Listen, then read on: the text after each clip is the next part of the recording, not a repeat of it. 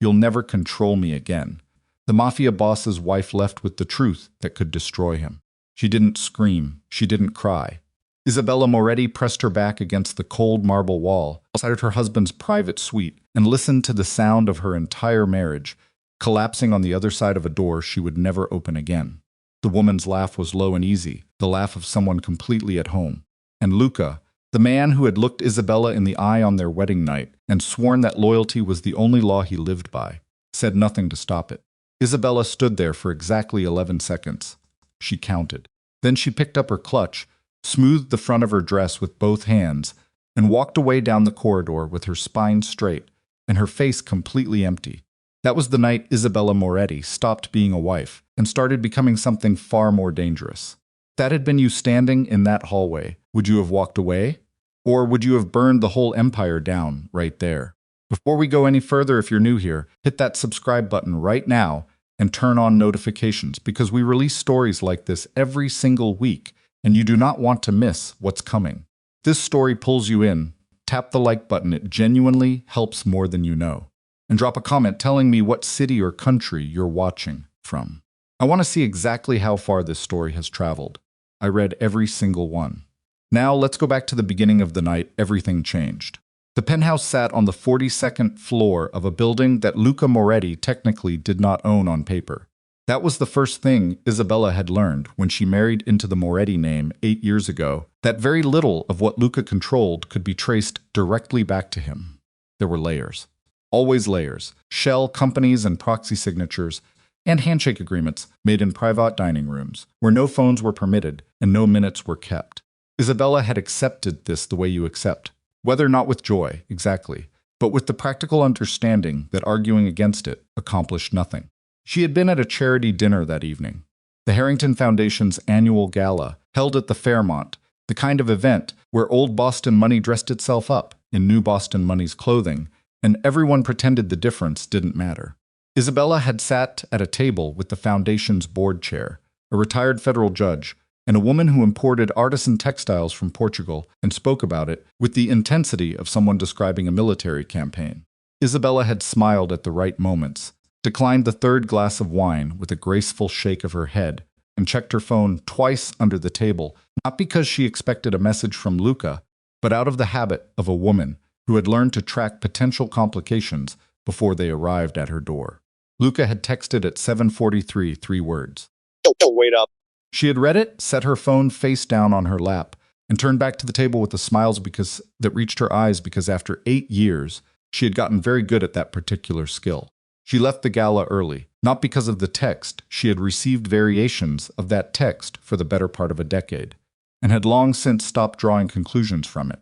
She left because her heels were cutting into the back of her left ankle, and the textile importer had begun describing the dyeing process for a particular shade of indigo, with a level of technical detail that suggested the evening had at least another hour left in it, and Isabella found that she simply did not have the patience for another hour of anything. The drive back to the penthouse took 14 minutes.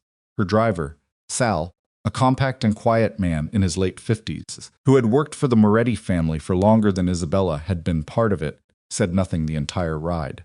This was one of the things Isabella genuinely appreciated about Sal. He understood that silence was sometimes the most valuable service a person could provide. She rode the private elevator from the underground garage.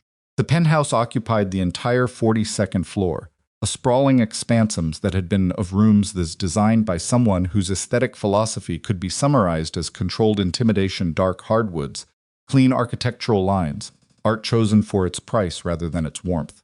Isabella had introduced a few pieces of her own over the years. A small watercolor above the hallway console, a worn ceramic bowl in the kitchen that had belonged to her grandmother.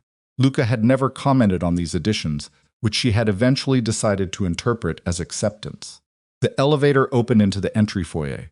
She heard Luca's voice before she saw anything low, and then the woman's voice answering, and then the sound of quiet laughter coming from the direction of the private suite at the far end of the east corridor.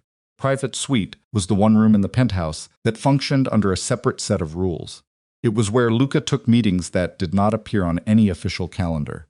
Isabella had been inside it perhaps a dozen times in 8 years, always by invitation, always briefly. She had never questioned this.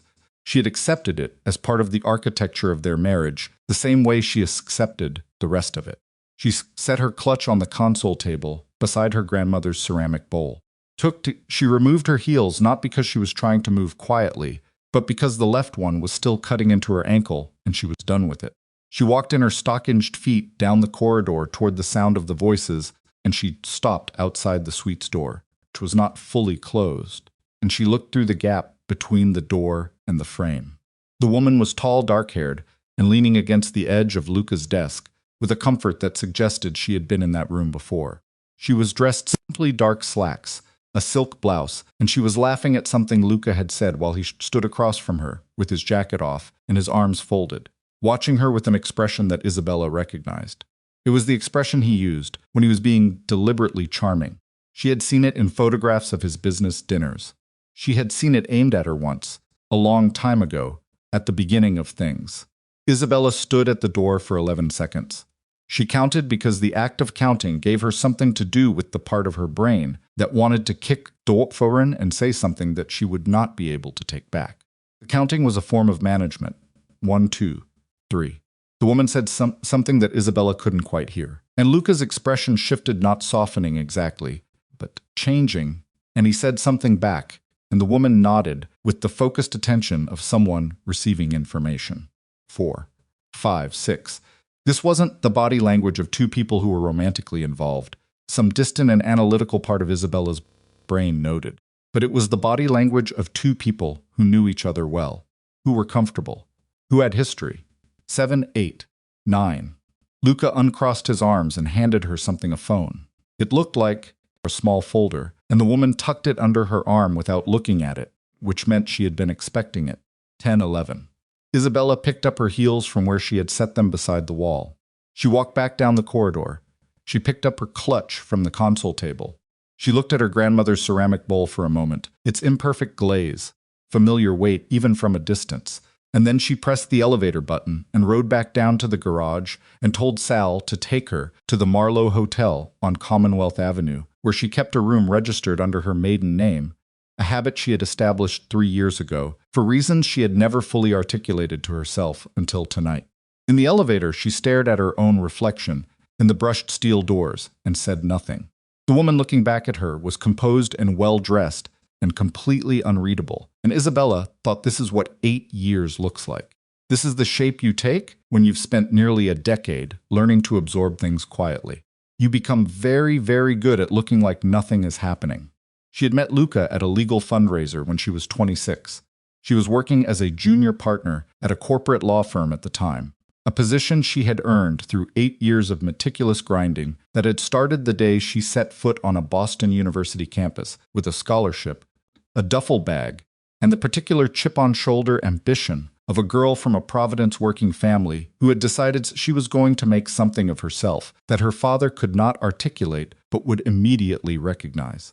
Luca had been there with one of his above-board business associates, a property development company that made significant and legitimate charitable contributions to remain in the warm embrace of civic goodwill.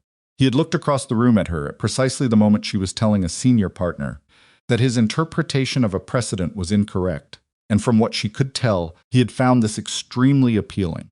He was 42 to her 26, handsome in the architectural way of men who have never been careless about their appearance. He moved through rooms with the specific gravity of someone who was accustomed to other people, adjusting their behavior in response to his presence, and the strange and slightly unnerving thing was that this did not register on him, as it registered as simply the natural order of things, which was in some ways more unsettling than arrogance would have been. He had introduced himself, listened to her talk for 20 minutes, and then, at the end of those 20 minutes, had said, with a directness that she found startling, that he intended to take her to dinner and that she should tell him when she was available, because he was patient but not infinitely so. She had told him Thursday. She had spent part of Wednesday looking him up, finding the public-facing architecture of the Moretti, named the property holdings, the Boston civic donations, the carefully maintained surface of legitimate enterprise, and the part of her brain that was trained in law had registered the shapes that weren't there, the gaps, the silences in the record that were too clean to be accidental. On Thursday, she had dinner with him anyway, because she was 26, and he was compelling, and because she told herself that she was simply gathering information. She was not entirely honest with herself at 26. This was one of the things she had eventually come to accept. They were married 18 months later at a private estate in the Berkshires. Her father cried, which was the only time in her life she had ever seen him do that. Luca had shaken her father's hand at the reception with both of his, which was a gesture her father later described to her as the mark of a man who understood respect. Isabella had smiled and said, "Yes, absolutely." She had filed the observation alongside the other things she was learning to carry quietly. The marriage was not unhappy. This was the thing that made it complicated to explain even to herself. Luca was not cruel to her. He was not dismissive or contemptuous in the way of certain powerful men she had observed in professional settings, men who treated their wives like expensive and occasionally inconvenient furniture. Luca was attentive in the ways he was capable of being attentive. He remembered what she said, showed up when he said he would, and approached her needs with the same focused practicality he brought to everything else, which was not romantic, but was in its way reliable. He gave her latitude.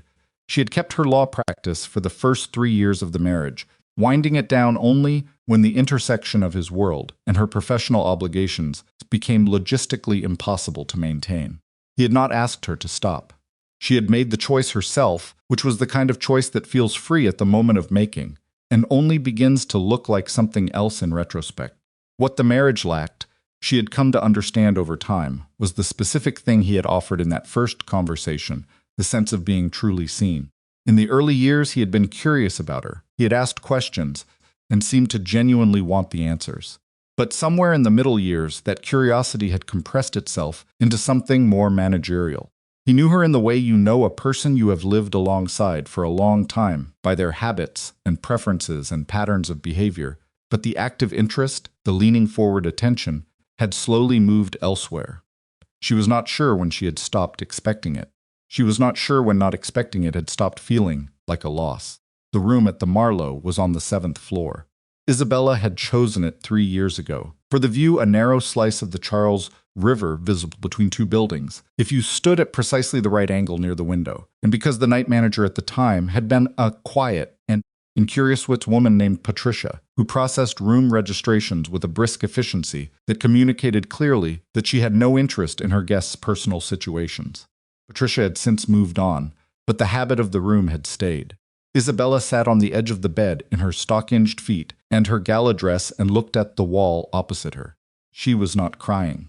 She had expected, somewhere in the elevator ride down from the penthouse, that she might cry, and had been faintly irritated with herself in advance for the anticipated weakness. But the crying didn't come. What came instead was something colder and more functional, the particular mental state she associated with complex legal problems, where emotion was not absent, but was being actively directed into usefulness. She thought about what she had seen. She thought about what she had not seen. She ran the tape. The woman had been comfortable in that room. Not the comfort of a first or second visit, the comfort of repeated access. The item she had taken from Luca, the phone, or the folder she had taken without examining it, which meant she knew its contents or trusted its contents, which meant it wasn't a handoff so much as a continuation of something ongoing. Luca's body language had been focused but not intimate in the way Isabella associated with intimacy. He had not touched the woman. He had not moved toward her. There had been a desk's width of space between them, and it had not felt charged.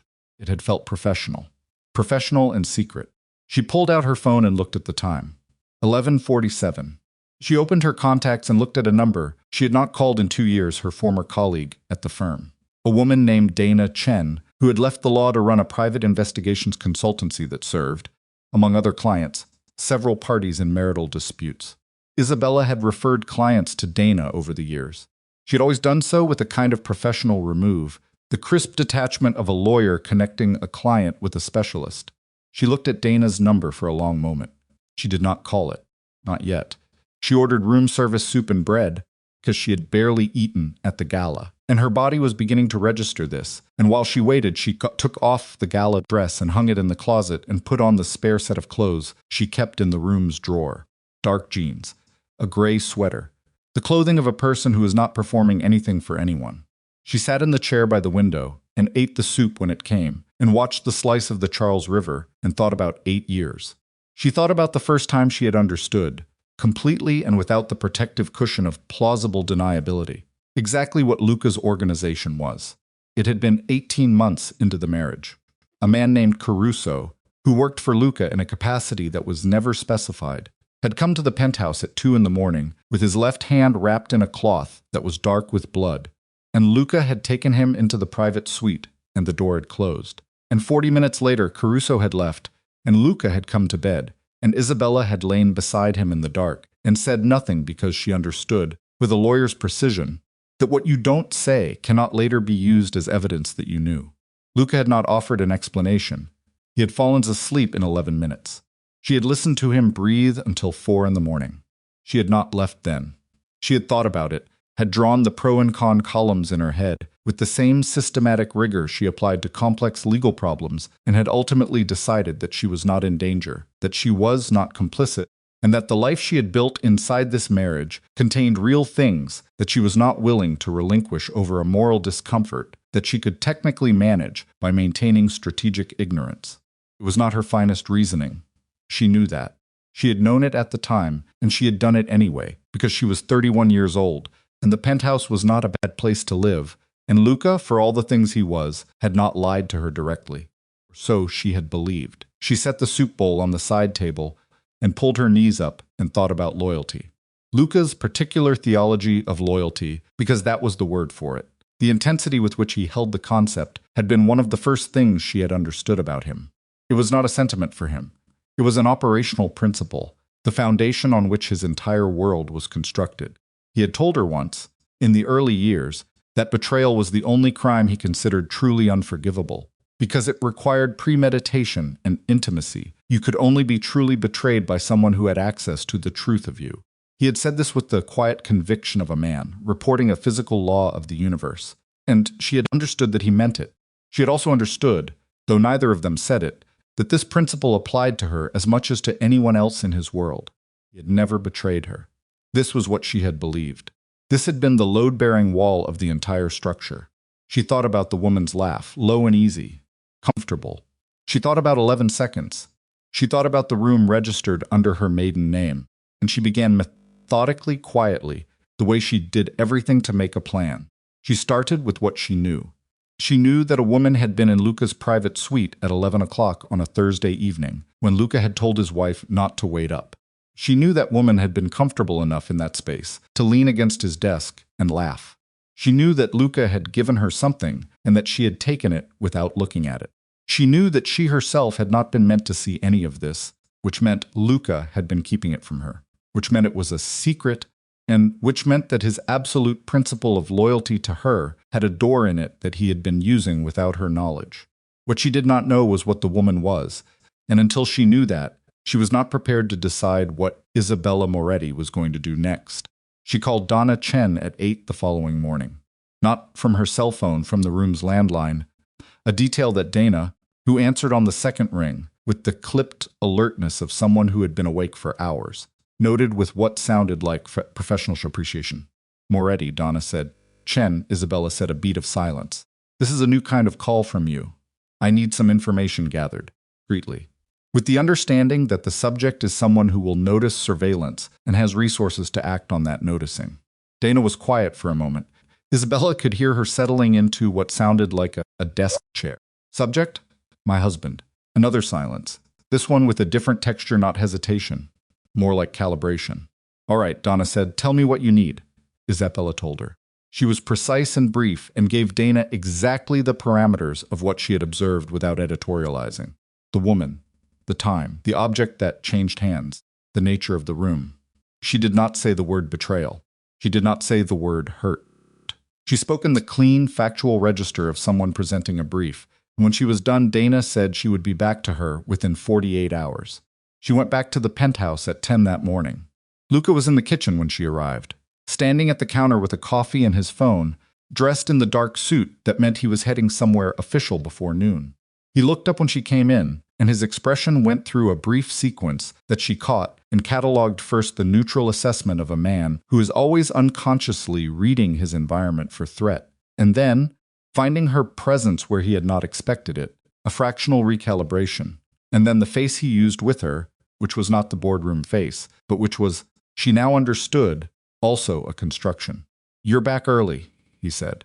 "The hotel pillow situation," she said, which was something she had complained about on actual previous occasions, and which therefore functioned as a believable and verifiable cover story, and she watched him accept it with a small nod and return to his phone. She poured herself coffee. She stood at the counter 6 feet from him. She thought, "I have looked at this man's face across breakfast tables for 8 years. She thought, he is very good at this. She thought, I am also very good at this." "How was the gala?" he asked, not looking up. The textile woman found her second wind around 9:30.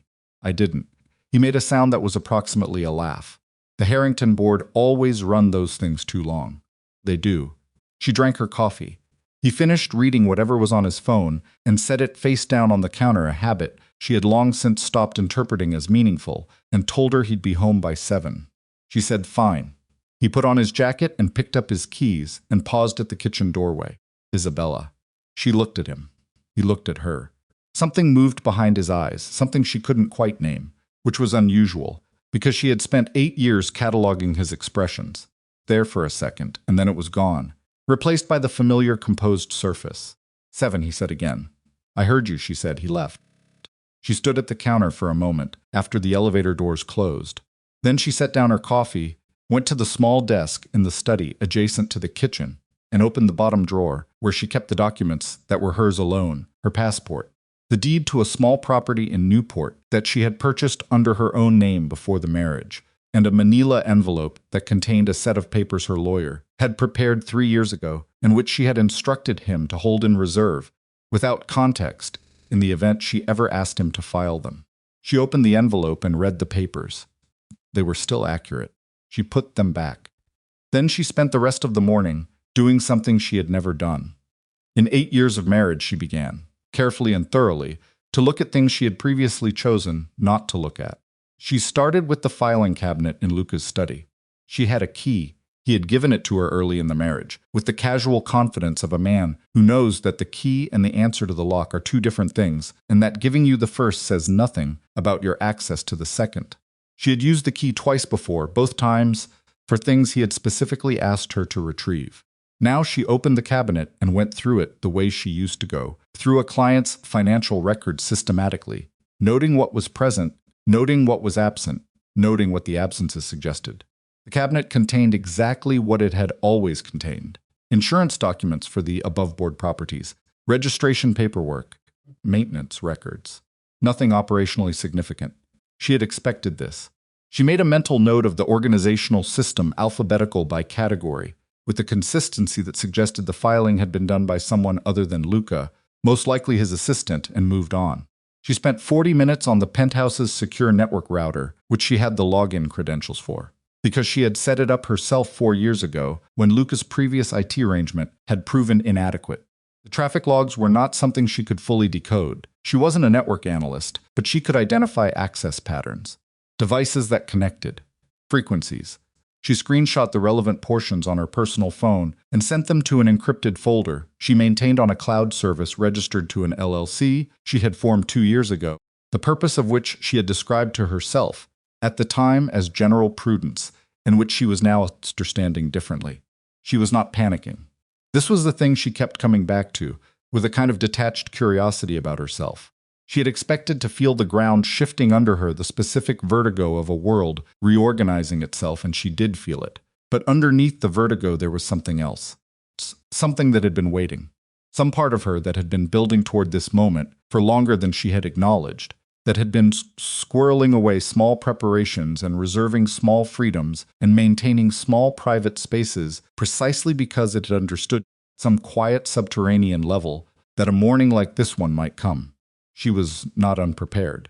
She realized, sitting at the desk in the study with a cup of cooling coffee and a phone full of screenshots, substantially more prepared than she had any reason to be if she had actually believed everything was fine.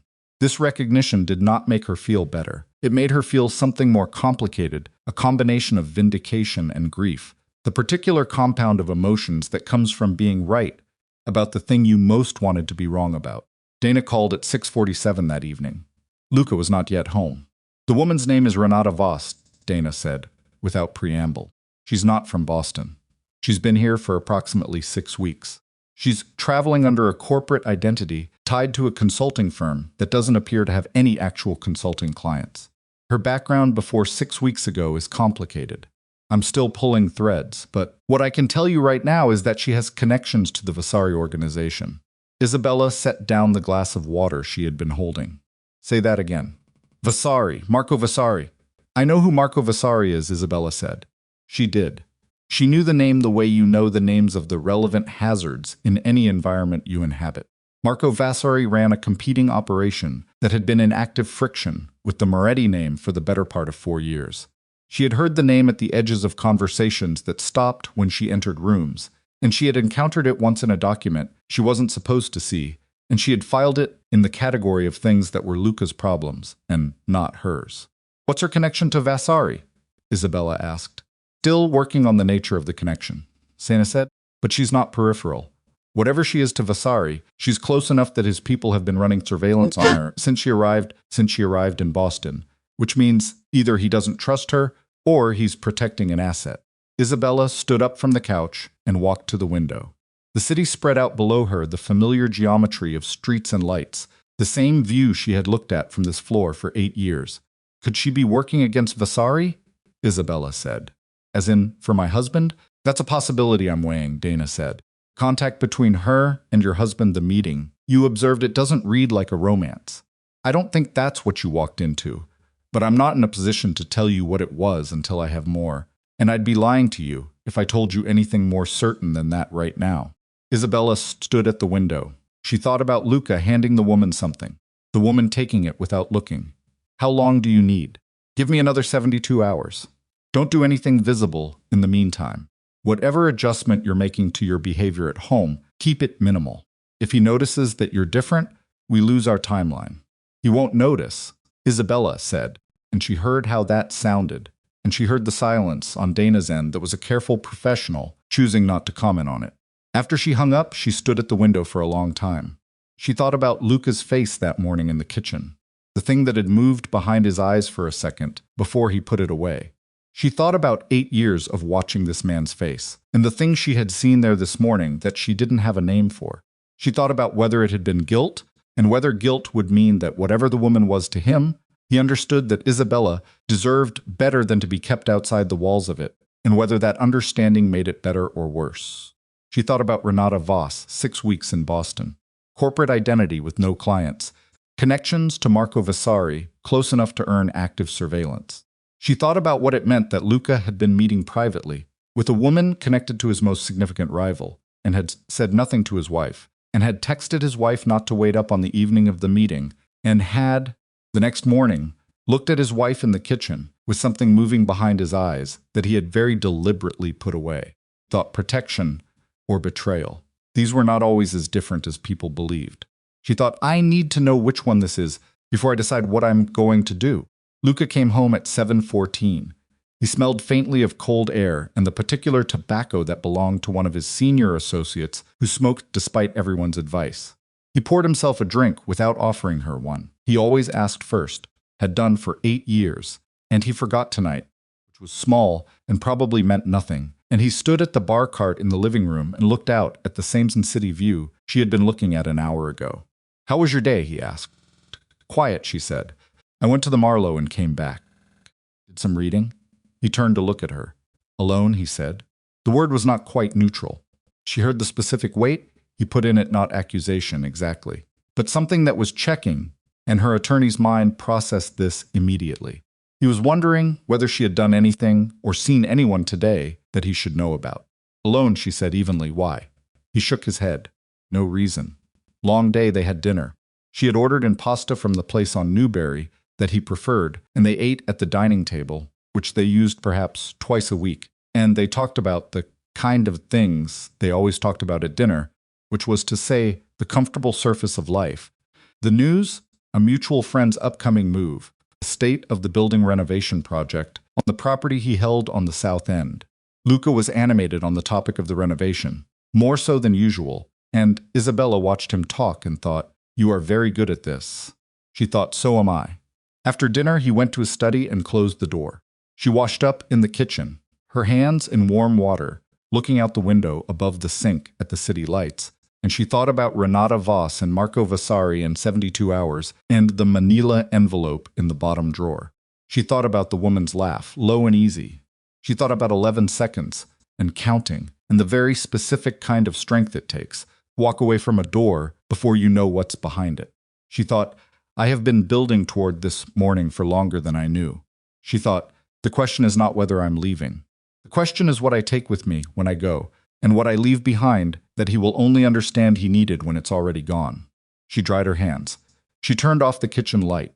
She walked down the corridor to the bedroom, and she lay in the dark beside the space that Luca would eventually occupy, and she stared at the ceiling, and she waited with the patient, deliberate stillness of a woman who has finally decided to stop looking away and start seeing everything.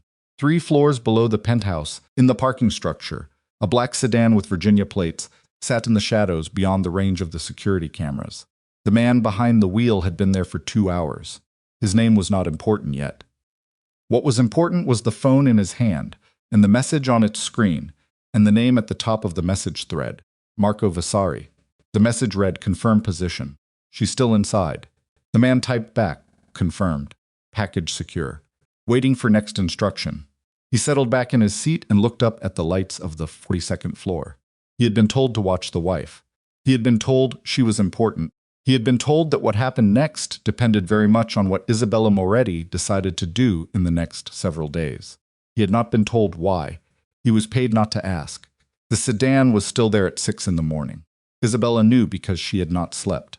She had lain in the dark beside Luca's breathing measured and deep, the sleep of a man with a clear conscience or a very practiced one, and she had stared at the ceiling and run through everything Dana had told her. And at 4:15 she had gotten up quietly and gone to the window in the sitting room that looked down at the street-level parking structure entrance, and she had stood there in the dark in her socks and her gray sweater and watched the black sedan with Virginia plates sitting exactly where it had been when Sal had pointed it out to her the previous evening. Sal had said nothing directly. That was how he communicated things he couldn't say out loud.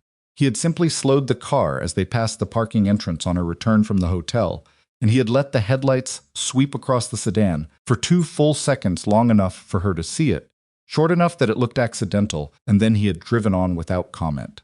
Sal had worked for the Moretti family for 19 years. He knew what her surveillance vehicle looked like parked in a location it had no legitimate reason to be. The question she had turned over for most of the night was not whether she was being watched. The question was who had put the watch on her, and whether Luca knew about it. If Luca had put someone on her, it meant he suspected something. If someone else had put someone on her, it meant she was already a variable in a calculation she had not consented to enter. Neither option was comfortable. She made coffee at 5:45 and drank it standing at the kitchen counter in the dark, not turning the lights on, watching the city come up gray and cold through the window above the sea. February in Korfbasen had a particular quality of grimness that she had never entirely made peace with the light flat and grudging, the cold without the clean brightness of a real winter storm, just a settled and permanent bleakness that got into the joints and stayed. She wrapped both hands around the mug and thought about the manila envelope in the bottom drawer of the desk. Luca came into the kitchen at 6:20. He stopped when he saw her. She was visible only by the ambient light from outside, standing at the counter with her coffee, and for a moment he was very still. "You're up early," he said. "Couldn't sleep." He moved to the coffee maker, his movements careful in the dim room. He didn't turn the overhead light on either, which she noticed. He poured his coffee and turned and leaned against the counter on the opposite side of the kitchen, 6 feet from her, and they stood there in the gray morning light, like 2 people in a painting where something has just happened that neither figure will acknowledge. "You want to tell me what's going on?" he said. She looked at him. "What do you mean?" "You've been somewhere else for 2 days." He lifted his coffee, drank, set it down. "I know when you're somewhere else. I've been right here. Isabella." The way he said her name with a very specific weight, the weight of a man who is accustomed to being given straight answers and is running low on patience for not receiving them, hit something in her chest that she had not expected. Not grief exactly, more like recognition. This was still him. Even now, even with everything. This was still the man she knew, deploying the tools she knew, and she was still capable of being moved by them. And that fact was its own kind of information. "I had a bad night," she said, "that's all." He looked at her for a long moment. She could see him deciding something. She could almost see the internal calculation running behind his eyes, and she had watched him make enough decisions to read the shape of this one, which was, do I push or do I hold? He held. All right, he said. He drank his coffee. She drank hers. Outside the window, the city continued its gray ascent toward morning. There's a car in the parking structure, she said. Black sedan, Virginia plates. It's been there since at least 9 last night. Quality of stillness that came over him was not the stillness of a man hearing unexpected news. It was the stillness of a man who is very carefully not reacting. Sal mentioned it? He said. Sal didn't say anything. I noticed it. It's probably nothing. She set her coffee down. Luca. He looked at her. Is it nothing? She said. The pause was 1 second too long. She counted it. I'll have someone look at it, he said. She picked her coffee back up. She turned to look out the window above the sink. Sure, she said. He was gone by 7:15. She heard him on his phone in the hallway, low and fast, before the elevator doors opened. She caught 2 words through the closed bedroom door, where she had retreated, coordinates, and tonight. She filed them. Dana called at 8:02. I have more on Voss, she said. Some of it changes things. Tell me she's not Vasari's. Or she's not only Vasari's. The picture is more complicated. Dana paused, and Isabella could hear papers moving. Renata Voss has been operating as an intermediary for approximately 3 years. She works between organizations not loyal to any of them. She brokers information, introductions. Sometimes she brokers people. Another pause. What I think she was doing in your husband's private suite is passing intelligence about Vasari's internal operation. Someone inside Vasari's organization is talking, and Voss is the channel. Isabella sat down on the edge of the hotel bed. She was at the Marlowe again. She had slipped out of the penthouse at 7:45, telling the doorman she had an early appointment, which was true enough. So she's working for my husband. She's working with your husband. There's a difference. Voss doesn't work for anyone. She works transactions. Dana's voice was measured and careful, the voice of a professional being very precise. Here's the part that changes things. The surveillance vehicle outside your building, I've run the plates through my contact at the RMV. The corporate registration is clean, layers deep, but I traced it back through 2 shells. The vehicle is connected to Vasari. The cold that moved through Isabella had nothing to do with the February morning outside the window. Vasari has someone watching me, she said, since at least last week.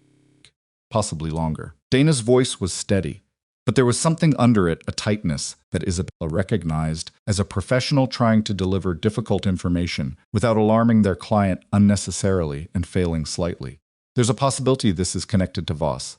If Vasari knows his inside leak is talking to your husband, and he's trying to trace the channel, he'd look at who his people are watching, Isabella said. And if Voss met with Luca, your husband's penthouse is now a point of interest in Vasari's map, which makes you a pressure point, Isabella said. Silence on the line. Yes, Dana said. Isabella stood up and walked to the window. The Charles River was slate-colored this morning, choppy with wind. She watched a single rowing shell cut across it, impossibly narrow and fast. Does my husband know Vasari is watching me? I don't know. Best guess. Best guess he knows there's a risk of exposure, which is probably why the meeting with Voss was in the private suite and not somewhere more accessible. Whether he knows Vasari has specifically pivoted to watching you, I'd say probably not yet. But probably not yet is doing a lot of work in that sentence. How long do I have before Vasari decides watching isn't enough? Dana was quiet for a moment. I don't know that either. What I can tell you is that Vasari doesn't watch things indefinitely. He's not a patient man. Everything I've found on him suggests he moves fast, and he moves hard, and he doesn't leave loose ends. Isabella looked at the rowing shell until it disappeared around the river's curve. She thought about 11 seconds in a corridor. She thought about the manila envelope. Keep pulling, she said. I need everything you can get me on Vasari's current internal situation. If there's a leak inside his organization, I want to know who it is and what they've given Luca. That's going to require getting close to some people I'd rather not get close to. I'll double your rate. A short pause. I'll make some calls, Dana said. She ended the call and stood at the window for 3 minutes, not thinking, just letting the information settle into its proper weight and shape. Then she picked up her phone again and called a number she had not called in 4 years, her old law school roommate, Christine Park, who had gone into corporate restructuring and was very good at it, and who had, in the course of a long friendship, been made aware of enough of Isabella's situation to understand a call like this without needing it explained from the beginning. Christine answered on the third ring with a cautious Isabella. "I need you to do something for me," Isabella said. Quietly. How quietly? The kind of quiet where you don't write it down. A beat. All right. I need you to look at the ownership structure of a property. 317 Meridian Street, East Boston. I've seen the address in documents I shouldn't have seen, and I need to understand who actually controls it. Can you tell me why? Not yet. Christine made a sound that was approximately a sigh. Give me until end of day. She went back to the penthouse at noon. Luca was not there.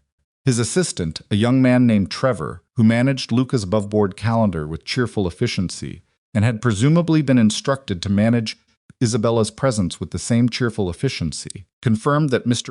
Moretti was in meetings and would be unreachable until this evening. Isabella thanked him and went to the study. She sat at the desk. She did not open the bottom drawer. She opened Luca's laptop. Instead, she knew the password, had known it for 6 years, which was another one of those gestures of apparent openness that functioned as something else, and she went into his calendar. She was looking for the past 6 weeks, specifically for recurring appointments or blocked times that might correspond to meetings with Voss. There were 3 blocked periods in the past 6 weeks with no description, labeled only with a location pin that she did not recognize. She dropped the coordinates into her phone's map. They resolved to an address in the South End, not the building he owned there, but 2 blocks away, a commercial address. She took a screenshot. Then she looked at the next blocked period, coming up in 3 days. Same location. Whatever the arrangement was with Voss, it was ongoing. She closed the laptop and sat with her hands flat on the desk and thought about what she was doing. She was building a file on her husband. She was gathering information with the systematic methodology of a lawyer constructing a case. She was doing it quietly and carefully, and without confrontation, and some part of her was aware that this was the point at which a different kind of woman might pick up the phone and call Luca directly and say, "I saw you with a woman in your private suite, and I need you to explain it to me right now." Some part of her knew that direct confrontation was not only available to her, but possibly, in a simpler reading of the situation, the appropriate response. She did not call him. She had thought about why carefully, and the answer she kept arriving at was not the one she expected. It was not that she was afraid of his response. It was not that she was protecting herself, legally or financially. It was that she had looked at his face in the kitchen this morning and understood, with the specific clarity of a woman who has spent 8 years becoming fluent in one man's silences, that he would not tell her the truth. Not because he wanted to deceive her, but because he believed she was almost certain of this, now that whatever he was managing with Voss was something he needed to manage without her, that he was protecting her, that his silence was a form of care, and that was the thing she could not forgive, not the secret. The fact that he had decided, without consulting her, without giving her any choice in the matter, that she was someone who needed to be protected rather than informed.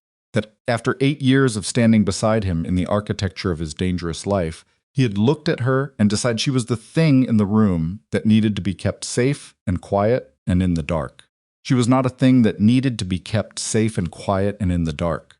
She was a woman who had passed the bar exam on her first attempt and had practiced corporate law for 7 years, and had, over the course of 8 years in his world, quietly and without announcement developed a working understanding of how that world operated that she suspected was more detailed than he realized. She was Isabella Moretti, née Conti, from Providence, and she had not arrived at the 42nd floor of this building by being the kind of person who needed managing. She pulled out her phone and texted Saul, "I need you to take me somewhere at 2. Private Sal responded in, "Under a minute. Ready when you are." She spent the hour before 2 going through the rest of what she had access to in Luca's study. She moved carefully and replaced everything precisely as she found it, and she photographed 3 documents that were interesting, not explosive, not immediately revelatory, but interesting in the way that certain legal documents are interesting when they contain language that says one thing on its surface and something different underneath. One was a property transfer that had happened 8 months ago, routing through 3 names she didn't recognize before landing with a holding company she also didn't recognize. Another was a correspondence printed, not digital, which meant it was old school in the way of a man who didn't want it to exist in any server, between Luca and someone identified only by a code designation. The letter referenced an arrangement that would expire in 90 days and used the phrase operational continuity 3 times, which was the kind of language that didn't belong in any context she could identify as legitimate. She photographed them, replaced them, and left the study. The address she had taken from Luca's calendar was a florist's shop at street level with 2 floors of commercial space above it. Sal drove her past it once slowly and then parked on the adjacent block. She got out alone and walked back. The florist shop was open, fragrant, staffed by a young woman who showed no interest in Isabella beyond what the transaction required. Isabella bought a small arrangement of winter flowers, white ranunculus, some greenery, and while she waited for it to be wrapped, she looked at the door in the back of the shop that led to the stairwell accessing the upper floors. She did not go through the door. She left with the flowers and walked back to Sal's car and sat in the back seat and looked at the ranunculus. "Do you know this address?" she asked Sal. He was quiet for a moment. "I've brought Mr. Moretti here recently." 6 weeks, maybe 7. She looked at the flowers. White and clean, petals closed against the cold. "Who's in the building, Sal?" His eyes in the rearview mirror were steady and careful. "A woman. I've seen her twice coming and going, dark hair. Travels light. Renata Voss." "Did you tell him you knew?" Isabella asked. Sal said nothing, which was its own answer. Sal had told him nothing. Sal had also, she was now understanding, told her things over the past weeks that she had not recognized as communication at the time, small, unremarkable observations that accumulated differently when she looked back at them now. The slowed car at the parking structure. A comment 3 weeks ago about a vehicle that had been following their route. An observation about a restaurant they had passed in the South End. Sal had been watching out for her. He had been doing it in the only way available to a man in his position, sideways, quietly, deniably. The loyalty of someone who cannot speak directly but refuses to be entirely silent. "Thank you, Sal," she said quietly. He put the car in drive. "Where to, Mrs. Moretti?" She looked out the window at the street, back to the penthouse. "I need to be there when he gets home." Luca arrived at 6:52. She was in the living room with a glass of wine she had barely touched and the winter ranunculus in a vase on the coffee table. He came through the elevator and into the room and stopped. When he saw her sitting there, not in the kitchen, not in the bedroom, not in any of the peripheral spaces she typically occupied in the evenings, but in the center of the room, in the chair that faced the door, in a posture that he would have recognized if he had been looking for it. He was not looking for it. "Nice flowers," he said, pulling off his coat. "I went to the South End today," she said. He folded his coat over the back of the sofa. "For what?" "I walked around, went to a florist on Pemberton." She paused. "Near Meridian." The coat folding stopped for exactly 1 second and then resumed. She counted it. "Good neighborhood for that," he said. "I thought so." He moved to the bar cart. She watched him pour a drink with the same routine efficiency he always used, and she thought, he is very good at this, and he doesn't know that I am watching differently now. She thought, every small tell is landing differently when I'm actually looking. "How were the meetings?" she asked. "Long, productive." He brought his drink and sat on the sofa, angling toward her slightly in the way that indicated he was willing to talk. "The South End project is moving forward. Permits finally cleared." "Good," she said. "Yeah." He drank, looked at her. "You seem better than this morning." "I feel better." She held his gaze and let him have it for a moment, the familiar face, the composed expression, the very specific quality of attention he gave her when he was deciding how much to say. "I've been thinking," she said. "About what?" "About us. About how we communicate." She set her wineglass down and crossed her hands in her lap. "I've been feeling like there are things you keep from me that you don't need to keep from me." The quality of stillness that came over him was immediate and complete. "Isabella, I'm not accusing you of anything," she said, with the level calm of a woman who has spent 20 years in rooms where control of tone is everything. "I'm telling you what I'm feeling. I feel like you've decided I need to be protected from parts of your life. And what that actually does is make me feel like you don't trust me." He looked at her for a long moment. She could see him doing it, running the tape, assessing, trying to determine how much this was, and what had prompted it, and how to respond to it in a way that addressed her stated feeling without confirming anything he didn't intend to confirm. "I trust you," he said. "I know you do. But trusting me and letting me into what's actually happening are 2 different things. And I've been thinking that the gap between those 2 things has gotten bigger." She held his eyes. "I want that gap to get smaller." He set his drink down. He leaned forward with his forearms on his knees, in the posture she recognized as the one he used when he was being deliberate, when he was deciding to engage rather than deflect. "There are things I keep from you, because knowing them puts you at risk," he said. "Not because I don't trust you, because I, Luca." Her voice was quiet and she did not raise it. "That reasoning assumes that I'm safer not knowing. And I'm not sure that's true." He looked at her. "I'm not sure," she said, "that keeping me in the dark has actually kept me safe. I think it may have done the opposite." Something shifted in his face. She watched it happen, a small movement around his eyes, a fractional tightening, the face of a man who has just heard something that lands closer to home than he expected. "What does that mean?" he said. "It means I'd like us to talk more honestly.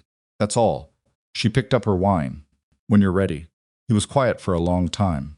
Outside the windows, the city glittered at them, indifferent and brilliant. "All right," he said finally. "We'll talk. Just give me a couple of days to handle something first." She nodded. She smiled, small and warm and utterly composed. "Of course," she said. That night she lay awake again. Luca slept beside her with the same practiced depth, counted his breaths. She thought about he'll need a couple of days to handle something. And she thought about a meeting scheduled in 3 days, at an address above a florist in the South End. And she thought about Marco Vasari's black sedan in the parking structure. She thought about how the word handle was doing enormous work in that sentence. She thought, I have 3 days before whatever is going to happen, happens. She thought, that is enough time. At 2 in the morning, she slipped out of bed. She went to the study. She sat at the desk in the dark, and she called Dana from the landline. Dana answered in 2 rings. I was expecting you. Vasari's inside man, Isabella said. Do you have a name? I have a partial. I'm still verifying. Give me what you have. Dana was quiet for a moment. A man named Trent. Works logistics coordination for Vasari's Boston operation. He's been feeding information out for at least 4 months, possibly longer. The information has been going to my husband. Through Voss, yes. Isabella stared at the dark window. What kind of information? Movement schedules. Safe house locations. 2 shipment routes that Vasari's changed twice in 3 months, and both times your husband's people were waiting. Dana's voice was careful. Trent is the reason the last 4 months have gone the way they have between the 2 organizations. He's been handing Vasari's operational map to your husband, piece by piece. Isabella felt the shape of the thing, assembling itself in her mind, the way a legal argument assembles piece by piece, each fact finding its proper weight relative to the others, the structure emerging not dramatically, but with the cold, inexorable logic of things that were always going to be true. Vasari knows there's a leak, she said. He knows. He doesn't know who yet, but he's closing in. Dana paused. Here's the part you need to hear. Vasari's response to not knowing who the leak is his working theory, based on what I'm getting, is that the source of the intelligence breach is someone with access to his organizational calendar and his Boston-side communications. And the person he currently thinks fits that profile is not Trent. Who does he think it is? A beat. He thinks it's Sal, Donna said. Isabella's hand tightened on the phone. Sal, she said. Your driver.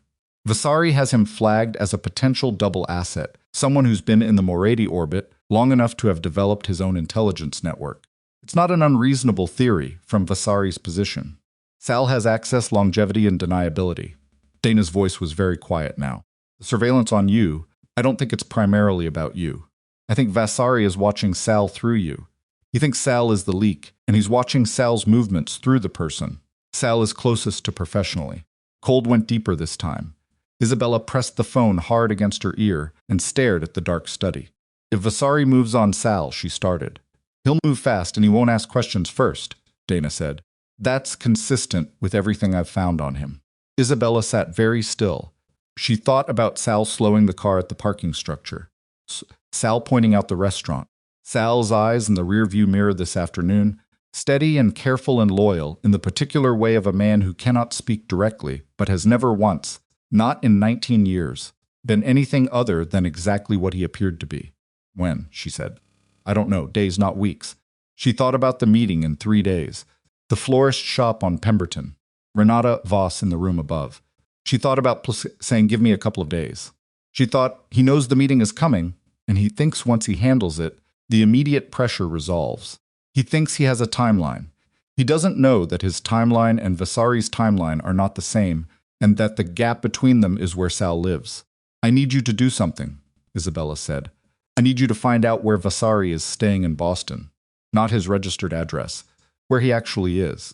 Isabella, I know what I'm asking. Silence on the line. Then give me until morning. She hung up. She sat in the dark study for a long moment. She thought about the 11 seconds in the corridor. She thought about a woman who had stood at a door and counted and then walked away, and how that woman had believed, in the elevator going down, that she was doing the sensible thing. She thought the sensible thing had a price she did not know she was paying. She thought about Sal's 19 years of quiet loyalty, and Marco Vasari's black sedan, and a meeting in 3 days that her husband believed would resolve things, and the growing certainty in her chest that the resolution Luca was planning and the resolution that was actually coming were two very different events. She thought, Luca does not know what he doesn't know. And then she thought, sitting in the dark in her own house, in the study of a man she had married in the Berkshires with her father, crying in the third row, the thing she had been circling for 2 days, without letting herself arrive at it directly, she thought, neither does Vasari. She opened the bottom drawer of the desk. She took out the manila envelope. She turned it over in her hands in the dark, feeling its weight, the particular solidity of papers that represent a decision that hasn't quite been made yet but is getting very close. She did not open it. She put it in the inside pocket of her coat, which was hanging on the back of the study door. She put the coat on over her pajamas. She sat back down at the desk. She thought about 8 years of a marriage, built on a principle that had, it turned out, a door in it. She thought about Sal. She thought, I have 2 days before Luca's meeting. I have no idea how many days before Vasari moves. And the person sitting in the middle of that gap, in the dark, in a study that smells like cedar and old paper, and the specific residue of a life built on controlled information, is a woman who was never supposed to know any of this. She picked up the landline again. She dialed a number from memory. It rang 4 times, Mrs. Moretti. Sal's voice was alert, which told her he had also not been sleeping. I need you to meet me downstairs in 10 minutes, she said. Tell no one. Come alone. And Sal, she paused. Leave your phone in your apartment. Short silence. 10 minutes, Sal said. She put the phone down. She thought about what she was about to do, which was step completely and irrevocably outside the managed ignorance she had maintained for 8 years. She thought about the shape of a woman who had been standing at the edge of something for a long time, using the language of patience and practicality to describe what was actually, underneath, a slow accumulation of the courage required to jump. She buttoned her coat over her pajamas. She thought about Luca, asleep 3 rooms away, dreaming whatever the dreams of a man like that looked like. She thought, he has kept things from me to protect me. She thought, I am done being protected. She picked up her keys and walked out of the study and down the corridor toward the elevator, and the carpet absorbed her footsteps completely, and behind her the penthouse was quiet and dark and entirely unaware that the most dangerous thing inside it had just made a decision. The garage was cold enough that Isabella could see her breath. Sal was already there when the elevator opened, standing beside the car, with his hands in the pockets of a heavy wool coat that he had clearly pulled on over whatever he had been sleeping in, the collar uneven, his face carrying the specific alertness of a man who has trained himself to wake fully and immediately. He looked at her coat over pajamas, keys in hand, no bag, and said nothing. He simply opened the rear door of the car. She shook her head. Front, she said. He closed the rear door and opened the passenger side. She got in. He walked around and settled into the driver's seat and put both hands on the wheel without starting the engine and waited. Vasari thinks you're the leak, she said. Sal's hands did not move on the wheel. His breathing did not change. The only thing that shifted was something very small around his eyes, a compression, like a man absorbing a physical impact and choosing not to show it. How long have you known, he said. Dana Chen told me 2 hours ago. She turned to look at him directly.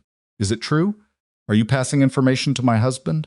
He was quiet for a moment that lasted exactly long enough to tell her the answer before he spoke it. No, he said. I'm not the source. I don't have access to Vasari's operational calendar. I never have. He paused. But Vasari doesn't know that. And the difference between what's true and what Vasari believes is not a gap that works in my favor. How long have you known he's watching you? The sedan. 5 days. And you didn't tell Luca. Sal turned to look at her. His expression was careful and entirely honest, Mrs. Moretti. If I tell Mr. Moretti that Vasari has someone on me, the first question he asks is why. And the answer to why involves him explaining to me what's been happening with Voss, which she hasn't done. A short pause. He doesn't know that I know about Voss. Isabella looked at him for a moment. But you do know. I've been driving him to Pemberton Street for 6 weeks. He said it simply, without inflection. I know what that building is. I know who goes in and out of it. And you haven't told him you know. It's not my place. She turned back to the windshield. The garage was still and cold around them, the overhead fluorescence giving everything a faint greenish pallor. Somewhere above them, 42 floors up, Luca Moretti was asleep with no idea that his wife and his driver were sitting in his car in his garage, having a conversation that was reorganizing the entire architecture of the next several days. Sal, she said, if Vasari moves on you, what does that look like? Isabella sat down. Carver, she said. You know the name, Christine said. It wasn't a question. I just learned it this morning. She pressed the heel of her hand against her forehead. Christine. The property. What's it used for? According to permits and filing, storage and light commercial. But the utility draw on the building doesn't match that use profile. The electricity consumption is consistent with something that runs continuously. Servers, maybe. Climate-controlled storage of something sensitive. Christine paused. Isabella, what is this? I can't tell you yet. She stood up. Can you put together a clean summary of the ownership chain? Nothing that has your name on it. I can have it to you in 2 hours. Thank you. She was already moving toward the coat hook by the elevator. Christine, don't share this with anyone. Not even your assistant. Isabella. Christine's voice dropped. Are you safe? She put her coat on. She felt the weight of the manila envelope in the inside pocket. I'm handling it, she said. Sal texted at 10:47. Message delivered. Fonts coming. Meet me at the coffee place on Arlington at 11:15. She took the stairs down from the penthouse lobby level, not the elevator, not the garage, and exited through the building's service entrance onto the side street. She walked 6 blocks before she got in a cab, not one of the cars she usually used, just a street cab that happened to be passing. She watched the mirror for the first 3 blocks and saw nothing that alarmed her, which did not mean nothing was there. The coffee place on Arlington was small and loud, and full of people working on laptops, the kind of place where 2 people having a quiet conversation in the corner would not register as anything remarkable. Sal was already there, a cup in front of him, his coat on the chair beside him, as if saving the seat for a friend. She sat down. She'll meet you, he said, without looking at her directly. Isabella felt something release in her chest. When? Tonight, 8 o'clock. There's a restaurant on Harrison Elia. She'll be at the bar. He wrapped both hands around his cup. She said to tell you she knows why you're reaching out. She said to tell you that you're smarter than your husband thinks you are. Isabella looked at her hands on the table. She thought about Luca saying, give me a couple of days. She thought about that sentence, its confidence, its assumption that the days were his to give, that the situation was his to manage on a schedule he controlled. Did she say anything else? Isabella asked. She said to come alone. And she said, Sal paused, and something shifted in his face, the reluctant delivery of something he did not want to say. She said that the situation is moving faster than your husband knows. There are things happening inside Vasari's organization right now that are changing the timeline. Isabella looked up at him. What things? She didn't say. She said she'd tell you tonight. Isabella sat with that for a moment. She thought about Dana's information. The second surveillance vehicle. The escalation calibrated specifically to her. The timeline compressing on all sides. Sal, she said, tonight while I'm at the restaurant, I need you somewhere specific. He waited. I need you at the Meridian Street address. Not outside watching. She kept her voice level. If anyone goes in or out between 8 and 10, I need to know who. He nodded once. And take a different car, she said. Not yours. Not any of the Moretti vehicles. I have something I can borrow. He paused. Mrs. Moretti, what are you building? She looked at him, this quiet, careful man who had spent 19 years navigating the edges of a dangerous world with his head down and his conscience reasonably intact. She thought about the fact that he was in danger right now because of his proximity to her, and because Vasari had made an incorrect assessment, and because nobody, not Luca, not Vasari. Not Voss had thought to consider what happened when the woman who was supposed to be safely in the dark started turning lights on. I'm building a way out, she said, for both of us. And I'm building it before my husband's plan runs out of time. She left the coffee shop at 11:40 and walked 3 blocks and got another cab and went to the Marlowe. She sat in the 7th floor room and read Christine's ownership summary when it arrived at noon, and then she read it again. and then she laid it beside the screenshot she had taken in Luca's study and the notes from her 2 conversations with Dana, and she looked at the full picture. The picture was this. Luca Moretti had been running a 2-source intelligence operation inside Marco Vasari's organization for 8 months, using Renata Voss as the channel for one source and a separate direct arrangement for the other. The operation had been successful enough to significantly damage Vasari's Boston activities over the past 4 months. Vasari knew he had a leak, but had misidentified its source. In the process of hunting the leak, Vasari had begun surveillance on Sal, and through Sal had escalated to surveilling Isabella, and the escalation suggested that Vasari was moving toward something more than just observation. The Thursday meeting at Pemberton was Luca's attempt to consolidate his intelligence before Vasari could neutralize it. But the timeline Luca believed he was working within was not the actual timeline. Something was moving faster inside Vasari's organization than Luca's sources had reported. And Renata Voss, the woman who had been in the private suite, the woman whose laugh Isabella had heard through a gap in a door on a Thursday night 3 weeks ago, knew what it was, and had agreed to tell Isabella tonight. She lay back on the hotel bed and looked at the ceiling and thought about what she was doing. She was meeting, tonight, with a woman who was an operative intermediary, with connections to her husband's most dangerous rival in a restaurant on Harrison Street, without telling her husband, while her driver watched a building connected to a financial operative who was also working for her husband, without telling her husband, while her college roommate and her private investigator continued pulling threads on a situation that was expanding in all directions simultaneously.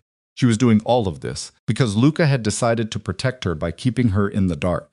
She was doing all of this because 11 seconds in a corridor had set off a chain of decisions that had brought her, 3 weeks later, to a hotel room on the 7th floor with a manila envelope in her coat, and a city full of people who didn't know she was watching. She thought about the woman she had been when she walked away from that door. The woman who had counted to 11 and smoothed her dress and kept her face empty in the elevator. She had thought in that elevator that walking away was the measured choice, controlled choice, the choice of a woman who understood her situation. What she had not understood, standing in that elevator, was that walking away had not been inaction. It had been the beginning of the most consequential action of her life. Every careful step she had taken since the hotel room, the call to Dana, the files in Luca's study, the screenshots, the note to Voss through Sal, every one of those steps had been the walk away from that door. Continuing. She sat up. She checked the time. 5 hours until the restaurant on Harrison. She picked up her phone and looked at Dana's most recent text, which had arrived while she was reading Christine's summary. Vasari's location confirmed. He's not staying in a hotel. He's using a private property in Charlestown. I'm sending you the address. The address came through a moment later. She looked at it. She memorized it.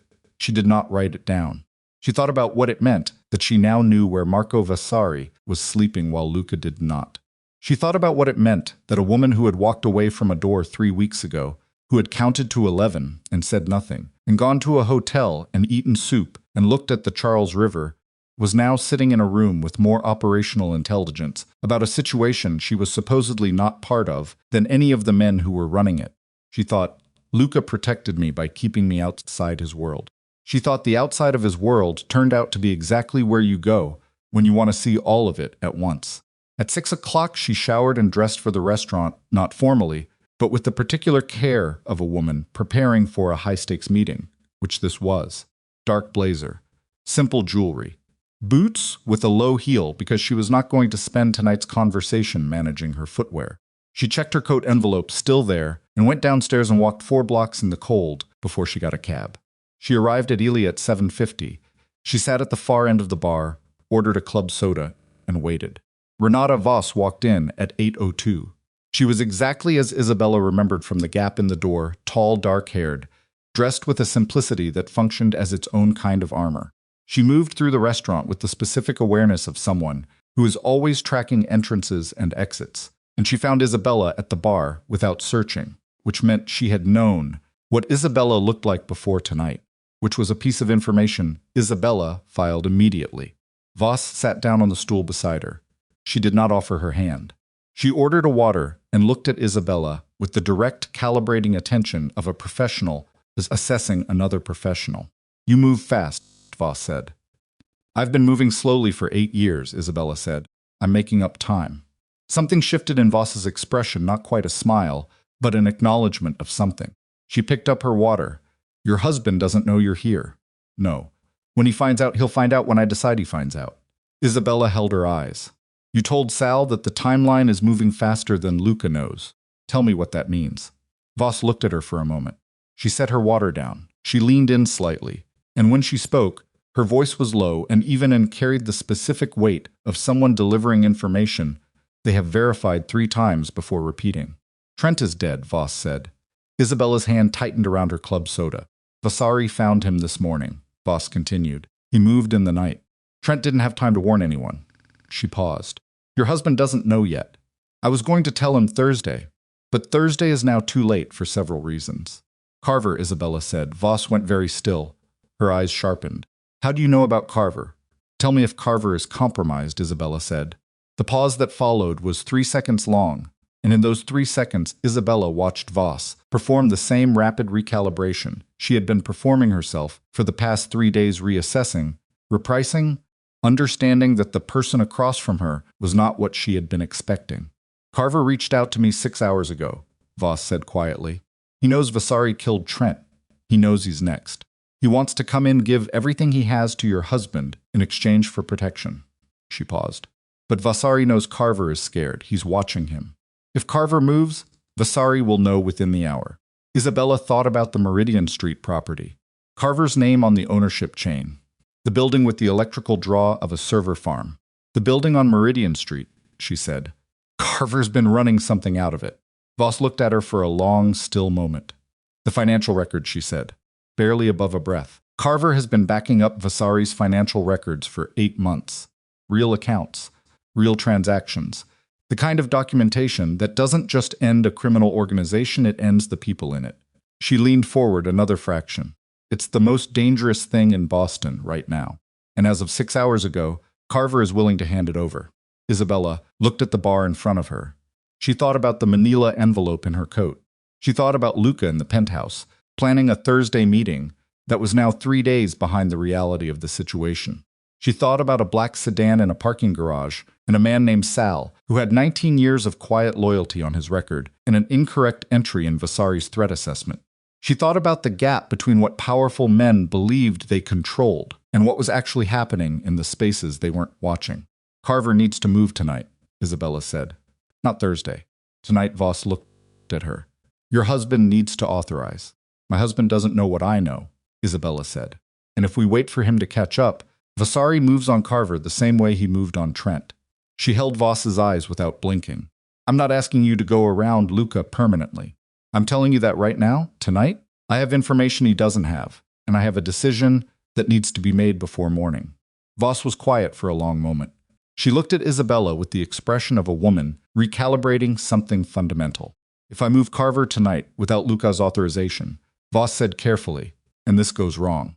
It won't go wrong, Isabella said, because I know where Vasari is sleeping tonight, and I know what's in that building on Meridian Street. And I know that the one thing none of the men in this situation have accounted for is that the woman they all thought was safely in the dark has been turning lights on for 3 days. The silence between them was the kind that happens when 2 people are assessing each other's weight and finding it heavier than expected. Then Voss said very quietly, "What do you need from me?"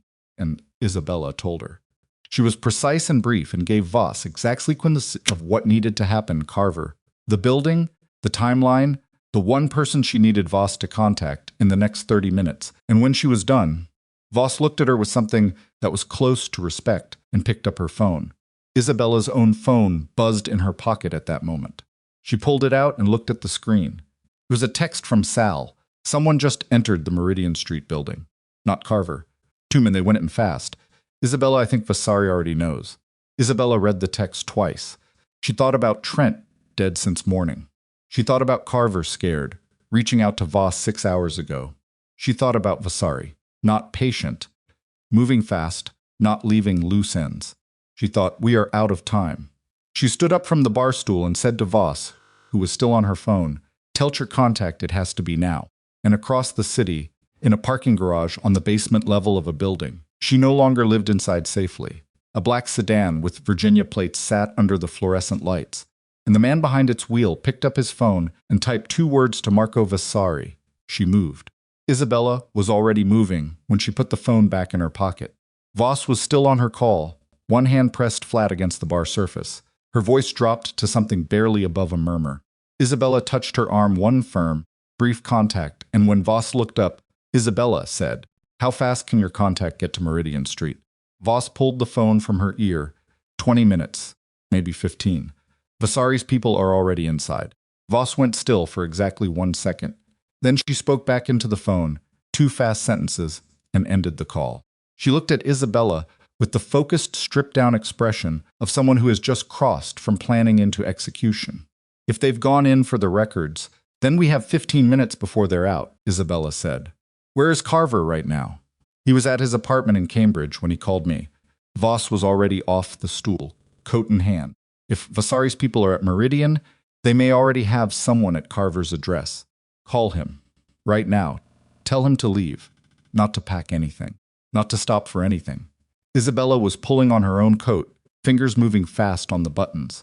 "Tell him to go to the street and walk north and keep walking until you tell him to stop."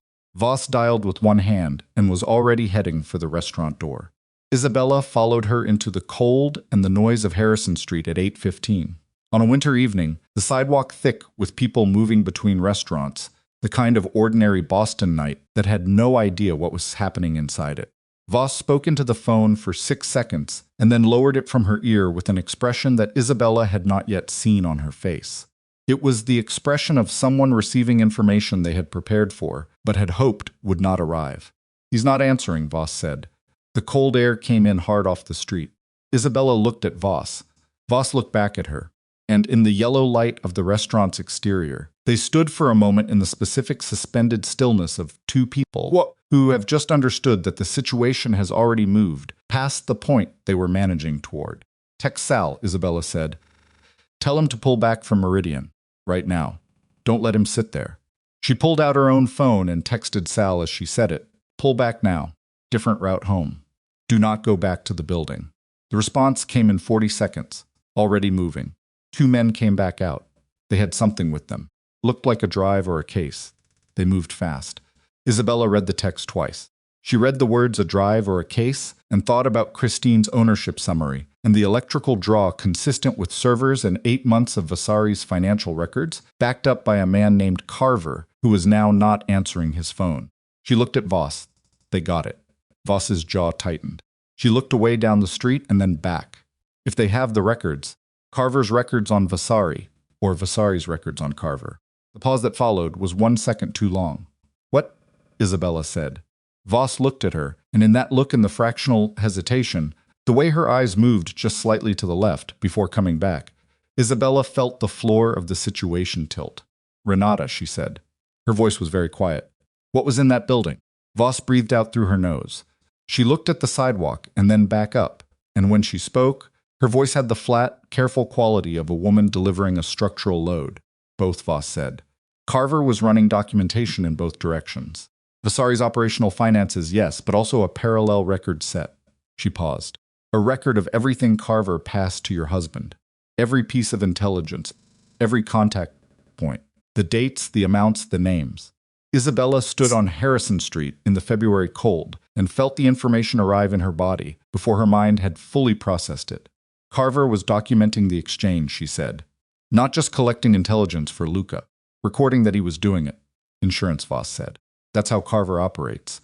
He never holds one position. He holds documentation of all positions. If Vasari ever identified him, he had Vasari's records to trade. If your husband ever decided Carver was a liability, she stopped. He had a record of everything Luca did with the intelligence. Isabella finished. Names, dates, the entire operation. Yes, and Vasari just walked out of that building with it. Yes. Isabella stood very still. The restaurant noise came through the glass behind them, muffled and warm, entirely from another world. She thought about Luca in the penthouse right now, unknowing, planning a Thursday meeting that was a ruin, operating on a timeline that had already expired.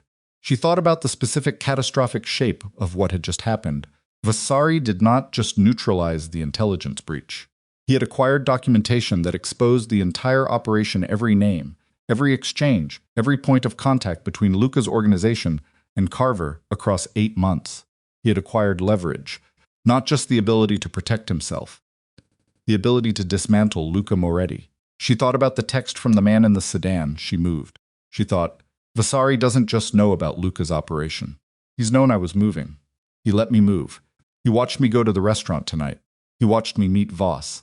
He has documentation of everything Luca did, and now he has watched the wife do the same thing on her own. And that is not a coincidence he is going to let pass without using it. She grabbed Voss's arm. We need to go separately. Right now. Voss pulled her arm back. Where are you going? To my husband. Isabella. Voss's voice shifted, and something in it made Isabella stop. There's something else. Something I didn't tell you inside, because I was trying to assess how much you could actually do tonight. She looked at her directly.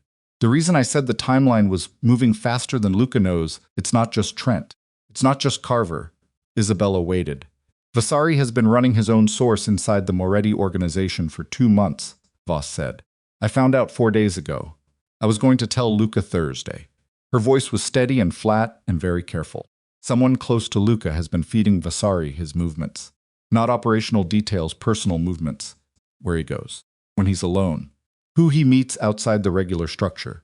Cold felt different now. It felt like it was coming from inside. Who? Isabella said. It was not a question. It was the word she said when she needed to keep her voice from doing something else. Voss looked at her for a moment. I only have a code name. Vasari's people call the source Ponte. She paused. It means bridge.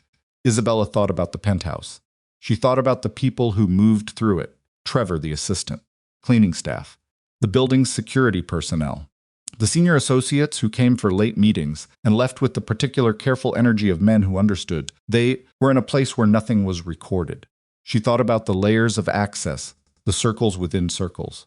She thought about who knew Luca's personal movements well enough to report them. She thought about who had access to the private suite. She thought about a man who had worked for the Moretti family for 19 years. No, she said. The word came out before she could stop it. I don't know who it is, Voss said carefully. I told you everything I have. It's not Sal, Isabella said. It is not Sal. I didn't say it was. The shape of what you're describing. The shape of what I'm describing fits several people, Voss said. I'm not naming anyone. I'm telling you there's a source. It's close. And Vasari's been using it to track Luca's personal exposure for 2 months. She paused. Which means Vasari knows things about Luca that Luca doesn't know he knows. And tonight, with Carver's records in hand, he has the documentation to act on it. Isabella stood on the sidewalk and breathed and let the information finish arriving. She pulled out her phone. She called Luca. It rang 5 times and went to voicemail. She hung up and called again.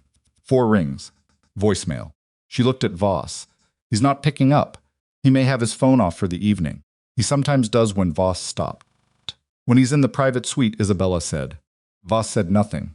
Isabella called Luca a 3rd time. This time she left a message. She kept her voice completely level. Luca, call me the moment you hear this. It's not a discussion. Call me. She hung up. She looked at Voss for 1 more second. Then she said, if I don't contact you by midnight, assume the situation has changed completely and act accordingly. She did not specify what accordingly meant. Voss would understand. She walked to the curb and got into the first cab that came. She gave the driver the penthouse address and then sat in the back seat in her coat and looked at her hands in her lap and thought about the shape of the evening. In 40 minutes, she had gone from believing she was ahead of the situation to understanding that the situation had been several moves ahead of all of them, Luca Voss herself, from the beginning. Vasari had not been reacting. He had been constructing. The surveillance on Sal was misdirection. The watch on Isabella was misdirection. The visible pressure points were designed to keep Luca looking at the edges while Vasari acquired the center. The cab crossed the bridge over the Charles, and she watched the black water below and thought, someone close to Luca has been feeding Vasari his movements for 2 months. She thought about the code name, Ponte, bridge. She thought about who in Luca's world functioned as a bridge between Luca and his operations, between the private and the public, between the inside of the penthouse and the city beyond it. She arrived at the building at 8:54. She rode the elevator with her hands in her coat pockets, fingers around the manila envelope, and when the doors opened into the penthouse foyer, the lights were on, and she could hear Luca on his phone in the study, his voice low and fast, the specific cadence of a man who has just received information he did not expect. Stopped in the foyer and listened. When did this happen? A pause. Who confirmed it? Another pause longer. All right. Don't move. Don't contact anyone else. I'll call you back in 10 minutes. The study door opened, and Luca came into the hallway and stopped when he saw her. He looked at her for one full second, and in that second, she saw it the full, unmanaged version of the expression that had been visiting his face for 3 days. It was not guilt. It was not calculation. It was fear. Kind of fear that moves through a man who has always controlled his environment and has just understood that the control is gone. Isabella said, "Where have you been?" "Out," she said. "Who called you?" "What?" "Just now." "In the study." She kept her voice steady. "Who called you? Luca?" He looked at her with the face of a man deciding how much he can no longer afford to hide, and she watched him make the decision. She saw the exact moment it happened. The loosening, the shift from managed to open, and he said, "Trent is dead. Vasari killed him this morning." "I know," she said. The silence that followed was absolute. Luca stared at her. She watched the recalibration move through him like a physical thing, a man who has been operating on one set of assumptions, suddenly having to rebuild the entire structure from the floor up. "You know," he said. "I've known since this morning." He was very still. "How? Does it matter right now?" "Carver is also gone. Vasari's people took the Meridian Street records tonight. Everything Carver was holding both directions, Vasari has it." Luca's face changed. The fear became something else, a compound, darker emotion, the look of a man watching a building he has spent years constructing fall in real time.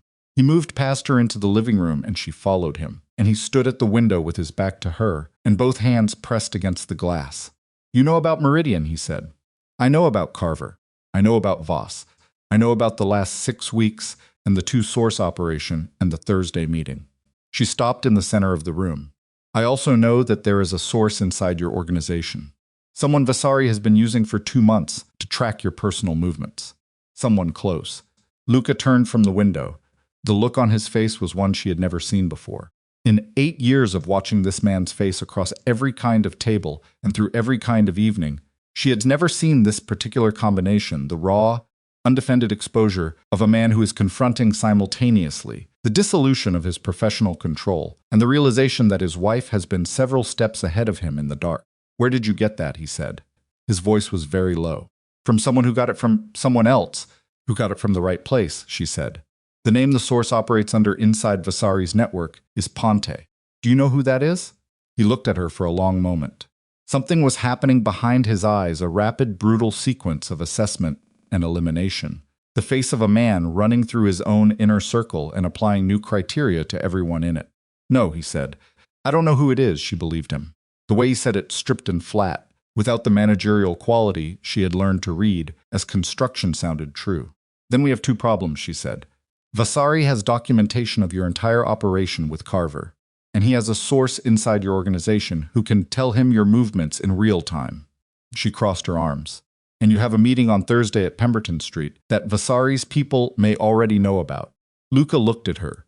He looked at her the way he had looked at her on a legal fundraiser years ago, with full, focused attention, the leaning forward quality that she had thought was gone.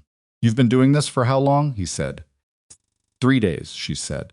"Since the night I came home early," he understood. She watched him understand.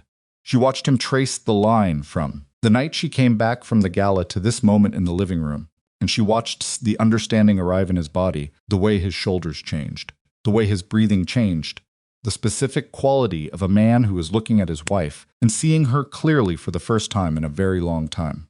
"The woman you saw," he started. "Voss," she said. I know what she is and what she was doing in your suite and why you didn't tell me." She paused. "We can have that conversation. But not right now." He nodded. Once. The nod of a man who has temporarily suspended the impulse to explain or defend himself because the situation does not have room for it. "Thursday's canceled," he said. "I need to reach Voss directly. I already spoke to her tonight." She watched his face absorb this. "She's waiting to hear from me by midnight." He looked at her for a long, still moment. Then he moved to the bar cart and poured a drink and did not touch it. He stood with his back to the cart and looked at the floor, and she could see him thinking, the specific quality of his thinking, which she had watched for 8 years, but never at this proximity to its actual content. "Ponte," he said, "if they've been feeding Vasari my movements for 2 months, they know about Pemberton. They know about more than Pemberton." He looked up. 3 weeks ago, I had a meeting at a private address in Brookline. No phone, no record. 2 people knew about that meeting. Me and the person who arranged it. Who arranged it? He was quiet for a moment that lasted exactly 1 second too long. Trevor, he said. The name landed in the room. Isabella looked at Luca. Trevor, cheerful, efficient Trevor, who managed Luca's above-board calendar with the practiced buoyancy of a young man very good at being underestimated. Trevor, who had been in the penthouse foyer the morning. She came back from the Marlowe and had told her, with a pleasant smile, that Mr.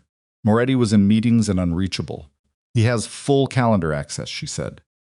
Both calendars, Luca said. The public one and he stopped. His jaw tightened, the other one. She watched him make the connection in real time, watched the anger move through him in a controlled wave, the specific anger of a man who has been betrayed by someone he considered beneath the category of threat. Trevor was 26 years old. He had been with Luca for 18 months. He had been hired through a recommendation from one of Luca's senior associates, and Isabella now thought about which associate and felt the shape of a longer infection revealing itself. Where is he now? She asked. I sent him home at 5. Luca's voice had the compressed quality of something that is being held deliberately below its natural volume. He doesn't know I know. You suspected him before tonight. I suspected something.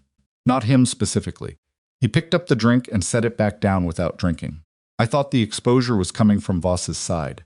I thought Vasari had a countersource in Voss's network. I was looking in the wrong direction. Vasari was making sure you looked in the wrong direction, she said. The surveillance on Sal, the escalation around me. He wasn't hunting the leak. He was managing your attention while he acquired the records and kept Trevor in place. Luca looked at her.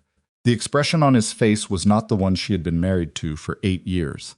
It was something older and less composed and more honest. How did you figure out the Sal piece, he said. Dana Chen, the investigator. Yes, you hired her. 3 days ago. He absorbed this. He absorbed the full scope of it, 3 days of systematic, parallel information gathering, running quietly alongside his own oblivious routines, his dinners and his drinks, and his I'll be home by 7, and his give me a couple of days. She watched him absorb it, and she did not soften it. Isabella. His voice was different now, lower and without architecture. Sorry. The night you saw, I should have told you what Voss was. I made a decision that was wrong, and I made it because I thought, I know what you thought, she said. We're not doing that right now. I know, I just need you to know that I Luca. Her voice was not unkind. It was simply final. Not right now. He stopped. She looked at him for a moment, this man she had married. This man who had kept things from her in the name of keeping her safe. This man who was standing in his own living room, looking at her with the expression of someone who has just understood the dimensions of his mistake. She felt the full compound weight of the past 3 days, the counting, the hotel room, the soup, the files, the screenshots, the cab rides and landline calls, and the note carried by Sal to a florist on Pemberton. She felt 8 years. She felt all of it. She did not let it move her off the point. There was not time. We need to address 3 things, she said, in order. First, Trevor. You need to manage that tonight, before he knows you know, because if Vasari has a way of knowing when Trevor's communication pattern changes, that's a signal. She watched Luca nod. Second, Voss. I need to call her in the next hour and tell her the Thursday meeting is dead and give her a new instruction. What do you want her to do? Luca thought for a moment. Tell her to go to ground. The address she knows, the secondary one, not Pemberton. She'll understand. And third, Isabella said, Vasari has Carver's records, which means he has enough to move against you, formally or informally, and he's going to decide which one serves him better. How long before he decides? If I know Marco, Luca said, in the way he said it, the familiar weight of a rivalry that had been running for 4 years, he'll want to use it rather than just hold it. He'll make contact. He'll want me to know he has it. He'll want me sitting with that before he moves. How long?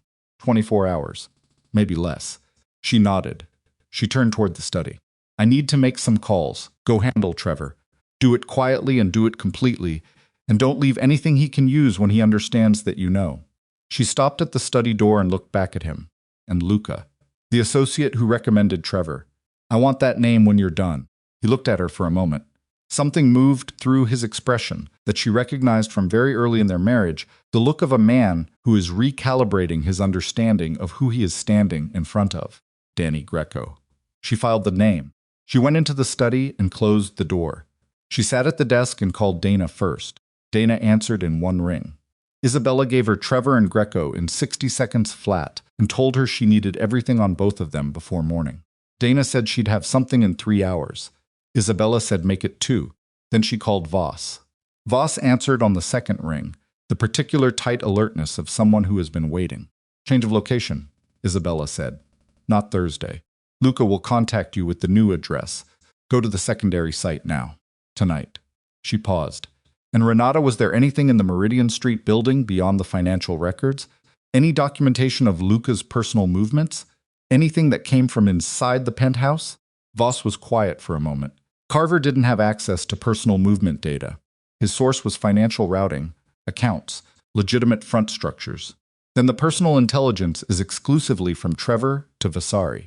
If what Luca told you about Trevor is correct, yes. All right. Isabella started to hang up and then stopped. Renata, one more thing. The night I saw you in the private suite, were you aware that I had come back to the penthouse? Pause. No. I found out the following morning. Luca told me. She paused again. He was not easy after that. Isabella looked at the wall. She thought about what that meant. Luca waking up the morning after, knowing what Isabella had walked past, knowing what she might have seen, carrying that knowledge through the kitchen conversation, and the drinks, and the we'll talk and give me a couple of days. She thought about what it cost him to carry it. She thought about how she had watched him carry it, and had not known what she was watching. Thank you, she said, and hung up. She sat in the dark study for a moment. She thought about the manila envelope in her coat pocket. She had not taken the coat off.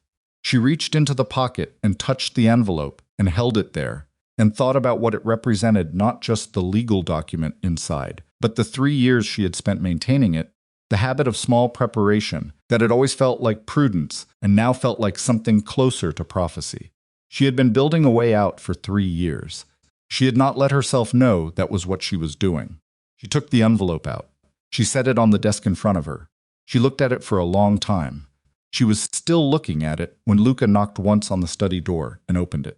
He stopped when he saw the envelope on the desk. She saw his eyes go to it and register it. She saw him recognize what it was, because Luca Moretti did not get to where he was by failing to recognize the shape of things that mattered. He looked at the envelope. He looked at her. Trevor is handled, he said quietly. Good. She did not move the envelope. He came into the room and sat down in the chair across the desk from her. The chair that had always been the visitor's chair. The chair she had never seen him use because it was his study, and he was never the visitor in it. He sat in it now. He put his forearms on the desk and looked at her. I've been afraid of this, he said. His voice was stripped down to something she had not heard before. Not the Vasari thing. Not any of the operational things. He looked at the envelope. This I know, she said. Tell me what you need. She looked at him. She thought about everything she knew about Voss and Carver, and Trevor and Greco, and Vasari sleeping in Charcoalstown, and the records walking out of a building in a case, and Sal's 19 years, and Dana Chen and the ownership chain on Meridian Street, and the electrical draw of a server farm, and a woman leaning against a desk laughing, and the sound of it through a gap in a door. She thought about 11 seconds. She thought about the question Dana had asked her 3 days ago. Is there somewhere you can go that's not on any of your regular maps? And she thought about the fact that she had said yes, and she had meant it, and it was still true. She opened her mouth to speak. Her phone rang. She looked at the screen. It was a number she did not recognize. A Boston area code, but not a number in her contacts. She looked at Luca. He looked at the phone. She answered it. Mrs. Moretti. The voice was even and unhurried, with the specific quality of a man who has never needed to raise it to be heard. I think it's time you and I spoke directly. My name is Marco Vasari. Study went completely silent. Luca's face went to stone. He had heard the name. She held his eyes and kept her voice from doing anything at all. Mr. Vasari, she said. I've been watching you for several days, Vasari said. Quite good. Better than your husband realizes, I think. A pause. I have something that belongs to you. Or rather, something that could destroy everything belonging to you, depending on how this conversation goes. Another pause, measured and deliberate, to meet. Tomorrow morning, just you. Not your husband, not your driver, not the investigator you've been using. His voice did not change. If your husband comes, or anyone connected to him, I'll make certain the documentation I acquired tonight reaches every relevant authority before noon. He paused one final time. I'll text you the address. Come at 9. come alone. The line went dead. Isabella lowered the phone from her ear. She set it on the desk beside the manila envelope. She looked at it for a moment, and then she looked at Luca, who was sitting across the desk from her in the visitor's chair, with his face completely closed, watching her with the absolute attention of a man who has just understood that the most dangerous variable in his world is not his rival. It is his wife, and his rival has just figured that out too. Luca was on his feet before she set the phone down. "You're not going," he said. "Sit down, Isabella." Luca. Her voice hit a register she had never used with him before, not loud, not sharp, but carrying the specific weight of a woman who is done being talked over. "Sit down and let me think for 60 seconds. He sat. Not easily. He sat the way a man sits when every instinct is pulling him in the opposite direction, and he is choosing, with visible effort, to override those instincts. His hands went flat on the desk surface. She could see the tendons in them. She looked at her phone. She thought about Vasari's voice, that particular unhurried quality, the pacing of a man who makes calls like this routinely, who has sat across from frightened people enough times that fear no longer registers as interesting to him. She thought about what he had said, and, more precisely, what he had not said. He had not threatened physical harm. He had threatened documentation, the records, the authorities, the formal and institutional destruction of everything Luca had built. He was a man who had just acquired leverage and wanted her to know it, and he wanted her to come alone, and he had chosen to call her and not Luca. That last part was the thing she kept returning to. He had called her. "He's not going to hurt me," she said, aloud to clarify it for herself as much as for Luca. "You don't know that. He called me. He complimented my work. He wants a negotiation, not an execution." She looked at Luca. "If he wanted to use me as leverage against you, he'd have taken me, not called me. The call means he thinks I'm useful to him as a participant." She paused. "He wants to use me against you in a way that requires my cooperation." Luca's jaw tightened, which means he's going to offer you something. "Yes. A way out, separate from me." She looked at him steadily. "That would be my red." Luca looked at the manila envelope on the desk. He looked at it for a long moment without speaking, and she watched him look at it. And she let him, because this was information he needed to hold, and she was not going to soften it. "Are you going to take it?" he said.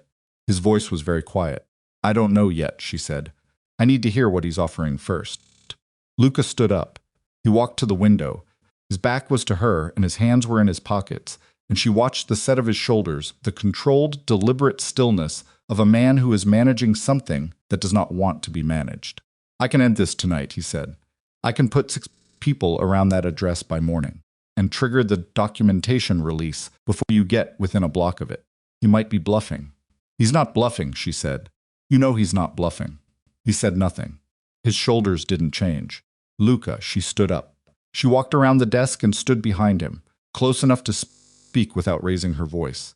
"I'm going to that meeting, and I'm going to go the way he asked, without you, without Sal, without anyone he can see." She paused. "But I'm not going unprotected, and I'm not going without a plan." Turned around. His face was close to hers, and it was the most unguarded she had ever seen it, stripped of the professional composure, stripped of the management, just the face of a man who is afraid of a specific and newly clarified thing. "Tell me the plan," he said. She told him. She was precise and brief, and she laid it out in the same sequence she had constructed it, in the 60 seconds she had asked for. And when she was done, he looked at her for a long moment, with the same expression he'd had in the stud when she was running the case. "The Carver records," he said. "You think Vasari doesn't have everything. Carver was running insurance in both directions. He backed up Vasari's financials, and he backed up the documentation of your operation. But Carver also knew that his value was contingent on being the only person with access to both sets." She kept her voice even. "A man like Carver doesn't put everything in one location. The Meridian Street building was the copy Vasari found. There's an original." Luca was very still. "And you think you know where it is," he said. "Christine Park's ownership trace led me to a second property, storage facility in Watertown. Same LLC structure, same registered agent. It's connected to Carver through a third shell that Christine found at 11 o'clock tonight while I was at the restaurant." She looked at him. "Vasari's people took what was in Meridian Street. They may not know Watertown exists. Carver was careful. He staggered the shells specifically so that finding one building wouldn't lead directly to the other. If Watertown has the originals, then whatever Vasasi is holding is a copy. Significant, but not the full picture. And if I can reach Watertown before Vasari does, What he's up seems less useful than he thinks it is. She paused. I need you to send someone to Watertown. Not tonight. Vasari may have eyes on your people. 6 in the morning. Before I meet with him at 9. Luca looked at her. He looked at her with the full, focused, leaning forward attention that had been absent for years and was now back, and she felt the weight of it the way she had felt it when she was 26, except now she understood it differently. Now she understood that this was what he looked like when he was seeing someone clearly, when he was not managing them. All right, he said. Who's going to Watertown? Not anyone connected to Trevor, she said. Assume Trevor reported on every senior associate. You need someone Greco never touched and Trevor never met. He thought for a moment. Sal, he said. Sal is who Vasari is watching. Sal is who Vasari was watching. Trevor would have told Vasari that Sal is my driver, not an operational asset. He paused. Vasari will have eyes on my senior people. He won't have eyes on the driver. She considered this. She thought about Sal's 19 years, his steady hands, his eyes in the rearview mirror. She thought about the way he had slowed the car at the parking structure on the night that started all of this. All right, she said, Sal, but I brief him. Not you, me. Tonight? Luca looked at her for a moment, and she watched him absorb the particular nature of that condition, the fact that his wife was designating herself as the chain of command for this specific element, and that he was going to accept it. Tonight, he agreed.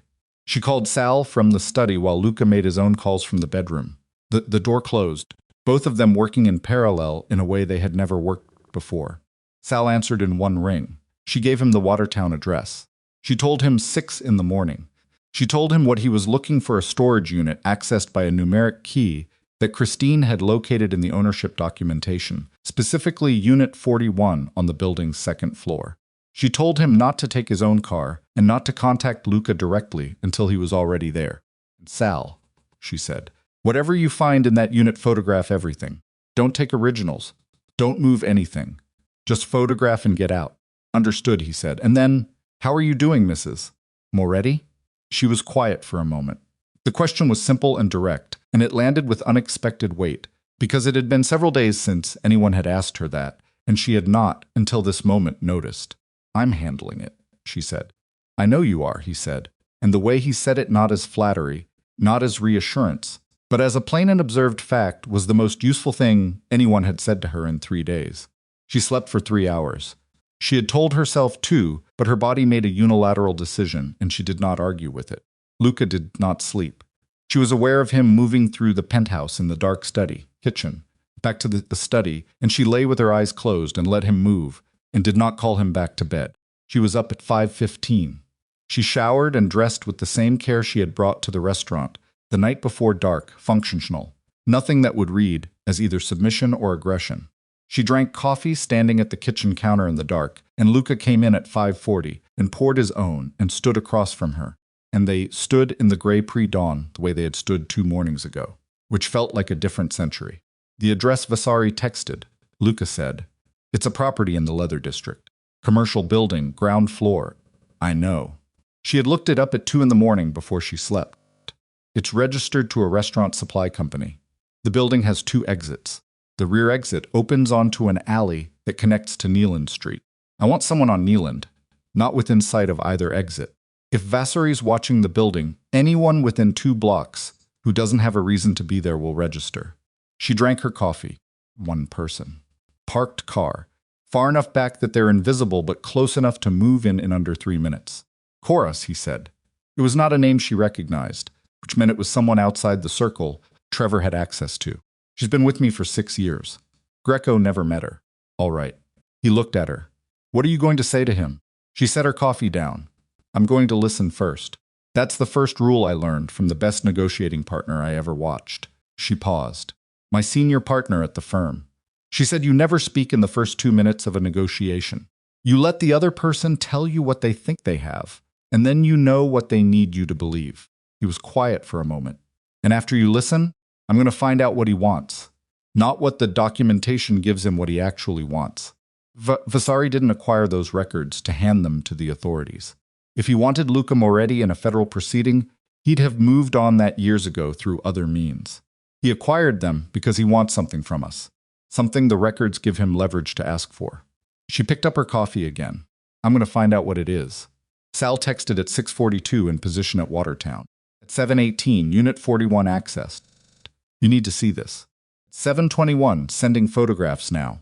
The photographs came through to the encrypted folder 41 images, taken quickly but carefully, of document files, and a hard drive, and a sealed envelope with handwriting on the front. She opened them on her phone and worked through them in sequence, and felt the shape of what Carver had been building become fully clear. He was not running simple insurance. He was running a complete secondary archive, not just the financial records of both organizations, but a documented history of the arrangement between them, including correspondence, meeting records, and a series of photographs that showed the faces of people on both sides. Carver had been building a case not to use, to hold. The most comprehensive and dangerous kind of leverage, the kind that never needs to be deployed, because the other party always knows it exists. And then she opened the photograph of the sealed envelope. The handwriting on the front was not Carver's. She had seen Carver's writing in the documents, and it was small and technical. This handwriting was different, larger and looser, and the name written on the front of the envelope was not Luca Moretti's. It was hers. Isabella Moretti, written in full, her maiden name included. She stared at the photograph for a long time. She thought about Carver, who had never met her, who had no operational relationship with her, who had no reason to know her maiden name, unless he had done significant research into her specifically. She thought about why a man running a bilateral intelligence archive would seal an envelope and write the wife's full name on the front of it. She texted Sal the sealed envelope. Open it carefully. Photograph every page inside. Send them all. The photographs came in 6 minutes. She opened them. Inside the envelope was not financial documentation. It was not operational intelligence. It was a personal letter. 4 pages, handwritten by Carver, addressed to her directly. That began Mrs. Moretti, if you are reading this, then either I am dead or I decided you needed to know. I have been watching your husband's operation for 8 months, and I have also, in that time, been watching you. She read the letter standing in the kitchen at 7:31 in the morning, 48 minutes before she was due to walk into a meeting with Marco Vasari, and what the letter contained was not what she expected, and not what Vasari expected, and not what Luca expected, and it changed in 4 handwritten pages the entire shape of what she was walking into. She put the phone in her pocket. She put on her coat. She picked up her bag. Luca was in the hallway. He looked at her, and he read her face the way he had been reading it for 8 years, and he said, "What happened?" "I'll tell you when I'm back," she said. "Isabella." "When I'm back," she said. She met his eyes. "Trust me." The word trust moved through the air between them, with everything attached to it, all 3 days, all 8 years, all 11 seconds in a corridor. He held her eyes. He nodded. She went down in the elevator alone. The Leather District address was a 12-minute cab ride. She arrived at 8:52 and stood on the sidewalk for a moment, looking at the building's facade plain. Commercial, the ground floor windows dark, behind a paper sign for the restaurant supply company. She breathed the cold air once deliberately. She went in. The interior was a gutted commercial space, bare floors, fluorescent lighting, a folding table set up near the center of the room, with 2 chairs on opposite sides of it. 2 men stood at the edges of the space, their postures carrying the specific stillness of people who are armed and have been told to be still. Near the back exit, a 3rd man stood with his arms crossed. Marco Vasari was sitting at the table. He was smaller than she had imagined, not physically imposing, no more than 5'10", in his mid-50s, with a compact, economical build and the face of a man who had spent decades being underestimated and had decided that was useful. He wore a dark coat and no tie, and his hands were folded on the table in front of him, with the patience of someone who has arrived early and does not mind waiting. He looked at her when she came in with the same assessing quality she had heard in his voice on the phone, direct, unrushed, treating her presence as information he was methodically processing. "Mrs. Moretti," he said. "Thank you for coming." She crossed the room. She sat in the chair across from him. She did not take off her coat. She put her bag on the floor beside the chair and placed her hands on the table and looked at him and said nothing. He looked back at her. The silence lasted exactly 22 seconds, and she counted every one of them, and at no point during those 22 seconds did she look away or shift or give him anything. Then the corner of his mouth moved. Not quite a smile. Something quieter. "Your husband told you to listen first," he said. "It was my idea," she said. He accepted this with a small nod. "I'll tell you what I have." Then I'll tell you what I want. Then you'll tell me what you can offer. That's how these things work best. Go ahead, she said. He told her. He was precise and organized, and he laid out the contents of the Meridian Street records with the fluency of a man who had spent the night reviewing them, the documentation of the Carver-Moretti intelligence arrangement, the financial routing, the names, the dates, the operational history across 8 months. He told her what it would mean for Luca if it reached the right people. He did not exaggerate. He did not perform. He simply described, accurately, the shape of the destruction that was available to him. She listened without reacting. She filed every detail. Then he said, "What I want is simple. Your husband has been building a position in this city for 15 years. I've been building one for 12. We've been in friction for 4 of those years, and the friction costs us both." He paused. "I want it to stop. I want a negotiated boundary territory. Operations, a clean line. Your husband keeps what he has north of that line. I keep what I have south of it. We stop contesting the middle." She looked at him. "That's a business negotiation. You don't need leverage for a business negotiation. You approach the other party and you propose it. I approached your husband 2 years ago," Vasari said. He declined. She filed this. She thought about what it meant that Luca had been offered a settlement 2 years ago and had not told her, and had chosen continued friction over resolution.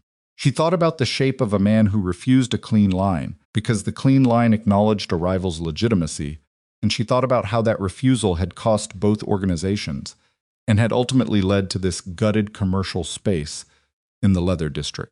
"He'll negotiate now," she said. "I know," Vasari said, "because now I have leverage. He didn't give me room to acquire 2 years ago." He paused. "But I'm not talking to him. I'm talking to you." "Why?" "Because you've spent 3 days building a more comprehensive picture of this situation than anyone else in it, including me." He held her eyes. "And because Carver's archive includes something I wasn't expecting to find." She kept her face still. "The sealed envelope," he said. She said nothing. "I haven't opened it," he said. "It's addressed to you. In my experience, opening a sealed envelope addressed to someone else before you've had a conversation with them is a gesture of bad faith. And I'm here in good faith." He paused. "I'd like you to open it." "I already have," she said. The stillness that came over him was the stillness of a man recalibrating. "How the envelope was a copy," she said. "Carver was a careful man. He kept originals somewhere other than where the copies were." She held his eyes. "The original was open this morning." Vasari looked at her. She watched him process. This watched him understand that she had reached the Watertown facility before he knew it existed, which meant she had run a parallel investigation to his own and had arrived at a destination he had not yet found. "What did it say?" he asked. She thought about the 4 handwritten pages. She thought about what Carver had written, about what he had seen over 8 months of watching both organizations from the inside of his compromised position, about the specific thing he had written in the 3rd page that had changed everything. Said, she began, that there is a third party in this city who has been running intelligence against both your organization and my husband's. Not Trent, not Trevor, not Voss. She paused. Someone who has been feeding information in both directions, simultaneously keeping both of you in friction, because the friction serves their interests. Someone who profits from the ongoing war between you and Luca and has been actively managing both sides to ensure it continues. Vasari was very still. Carver identified them, she said. He documented the contact points, the financial routing, the specific pieces of intelligence that were fed to each side to provoke escalation at the moments when the friction was beginning to cool. She kept her voice level. Carver was going to sell this information to whoever reached him first. He didn't get the chance. She paused. "But I have it." The 2 men at the edges of the room had not moved. Vasari had not moved. The room was absolutely silent. "Who is it?" he said. She reached into her bag. She took out 4 pages printed from the photograph Sels had sent her, formatted and printed in the penthouse before she left this morning at 8:40 while Luca watched from the doorway. She set them on the table and slid them across to Vasari. "Pick them up," he read. She watched his face change as he read a controlled, compressed sequence of reactions, each one managed, each one revealing something before it was put away. When he finished, he set the pages down and looked at the table for a moment. "Greco," he said. "Danny Greco," she said. "Luca's senior associate who recommended Trevor for the calendar position." who has been running a side arrangement with a property developer named Solis, who has interests in the contested territory between your operation and Luca's, who has been feeding each side information designed to keep the conflict running. Because a clean boundary settlement between, you would remove Solis's ability to operate in the middle ground. She paused. Greco has been profiting from your war for 2 years. He put Trevor in Luca's operation to maintain his intelligence access. He is the reason your negotiation 2 years ago was declined. Luca received information the week before that meeting that made him believe you were planning to expand aggressively into his territory. That information came from Greco. Vasari looked at her. Greco told Luca you were coming for him, she said. He told you that Luca refused the negotiation because he considered you a temporary problem. Neither piece was true. The room was very quiet. You're telling me, Vasari said slowly, that the last 2 years of this conflict were managed by a man who needed the conflict to continue, she said. Yes. He sat back. He looked at the ceiling for one moment, one brief, unguarded moment, and she saw on his face something she had not expected to see on Marco Vasari's face. She saw exhaustion. The specific exhaustion of a man who has spent 2 years fighting a war that turned out to be someone else's invention. He looked back at her. What do you want from me? He said. I want what you wanted 2 years ago, she said. A clean line. An end to the friction. A negotiated boundary that both sides maintain. She paused. And I want Greco. He's your husband's man. He stopped being my husband's man the moment Luca learns what he did, she said.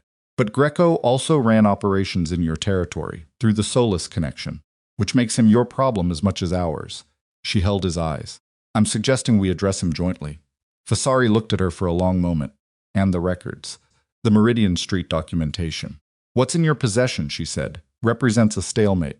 If you use it against Luca, the Watertown originals go to the same authorities simultaneously. Result is mutually destructive, and Greco walks free. She let that land. Or you hand me what you took from Meridian Street. I hand you the Watertown originals, and both sets are destroyed. You get the settlement. We get the settlement. Greco gets what he deserves. She paused. And nobody else gets anything.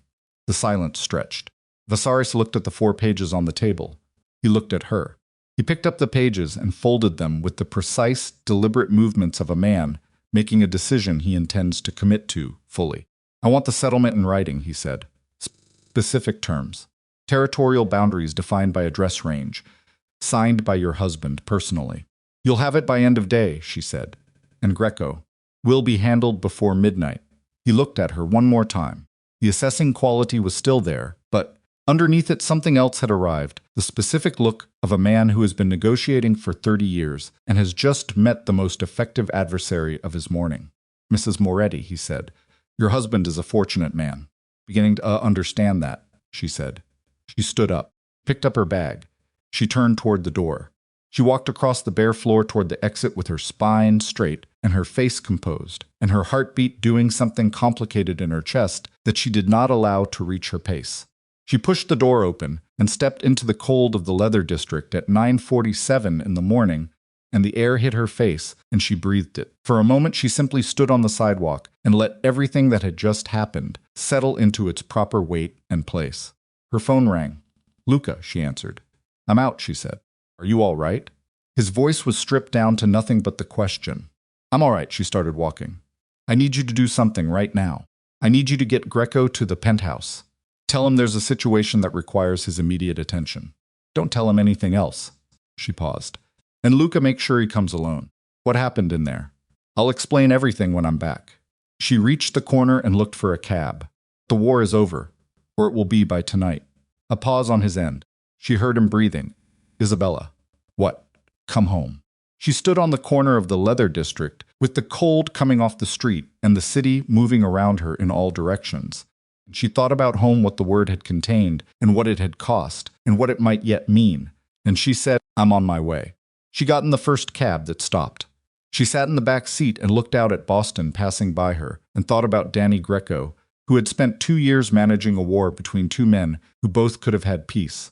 She thought about what Carver had written, how he had watched Greco work both sides, with the methodical patience of a man who understood that conflict is the most profitable commodity in a world where powerful men's pride makes them easy to provoke. She thought about what happened tonight to a man whose manipulation of powerful people had just been documented in 4 handwritten pages, now folded in Marco Vasari's coat pocket. She thought he made the mistake that every architect of other people's conflicts eventually makes. He forgot to account for the person nobody thought was watching. Cab pulled up to the building. She paid and got out and walked through the lobby and rode the elevator with her coat still on and the bag still on her shoulder. And when the doors opened, Luca was standing in the foyer. He looked at her. She looked at him. She said, "Get Greco on the phone and then come sit down. Because what I'm about to tell you is going to change how you see the last 2 years." He pulled out his phone. She walked past him into the living room and set her bag on the coffee table and took off her coat and folded it over the back of the sofa. And she looked at the city through the floor-to-ceiling windows, the same city, the same view, the same light. And she thought about how different a view looks when you are finally standing in the right place inside it. Behind her, Luca said into the phone, with a steadiness in his voice that she recognized as the steadiness of a man who has been told something, is handled and believes it, "Danny, I need you here now."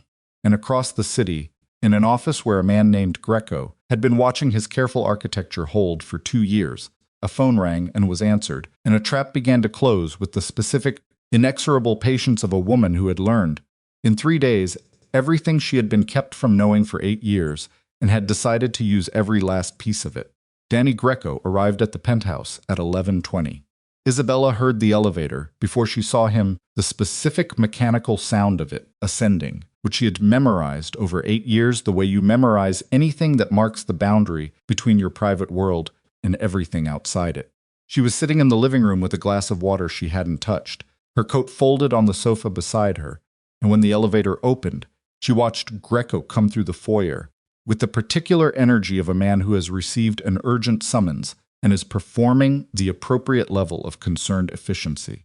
He was 61, with the broad-shouldered build of someone who had been physically imposing in his 40s and was now carrying the residue of it. He had worked with Luca for 11 years. He had recommended Trevor for the calendar position 18 months ago, with the casual ease of a man doing a colleague a minor favor, and that ease had been so complete and so uncontrived that it had not registered as anything other than what it appeared to be. He stopped when he saw Isabella sitting in the living room. "Mrs. Moretti," he said. His voice had the correct note of surprise, not too much, not too little. "Danny," she said. "Sit down." He looked around for Luca. Luca was standing in the doorway to the study, not moving, not speaking, just standing there with his arms at his sides and his face completely closed. And the quality of his stillness was different from anything Greco had seen on him before, different enough that Greco registered it, and the performance of casual efficiency flickered for just a moment before he reassembled it. "What's going on?" Greco said. He did not sit. "Sit down, Danny," Isabella said. Something in her voice, the same register she had used with Luca the night before, the one that carried its weight without volume, landed on Greco, and she watched it land. He sat. He chose the chair closest to the elevator, which told her something about his instincts, even now. She put the 4 pages on the coffee table and slid them across to him. He looked at them. He did not pick them up. He looked at them the way a man looks at a thing he has been dreading the existence of not reading exactly, but confirming. Shape recognition. The specific stillness of a man whose body understands what his face is still managing. Then he looked up at her. "Where did you get this?" "Carver," she said. Something moved through Greco's face. Rapid and complex and ugly. The compound of emotions that moves through a man when the architecture he has maintained for 2 years reveals its first crack in public. "Carver is." "Carver was careful," she said. "More careful than you knew. He kept originals." Luca moved from the doorway into the room. He came around the sofa and stood beside Isabella and looked down at Greco, and the quality of his attention in that moment was not something she had words, for it was beyond anger, below anger, in the cold register, where genuine betrayal lives, after the initial heat has burned out, and what's left is just the bare fact of it. 11 years, Luca said. Greco looked at him. His face was doing something difficult. She could see the machinery of it, the competing impulses. The instinct to deny was there, but it was fighting the knowledge that the pages on the coffee table made denial a performance rather than a position. And Greco was smart enough to know when a performance no longer serves. "Luca," he started, "don't." Luca's voice was very quiet. "Don't explain it to me. Don't tell me it was business. Don't tell me it was complicated." He paused. You put someone in my calendar. You fed Vasari my movements. You killed a negotiation 2 years ago that would have ended 4 years of attrition.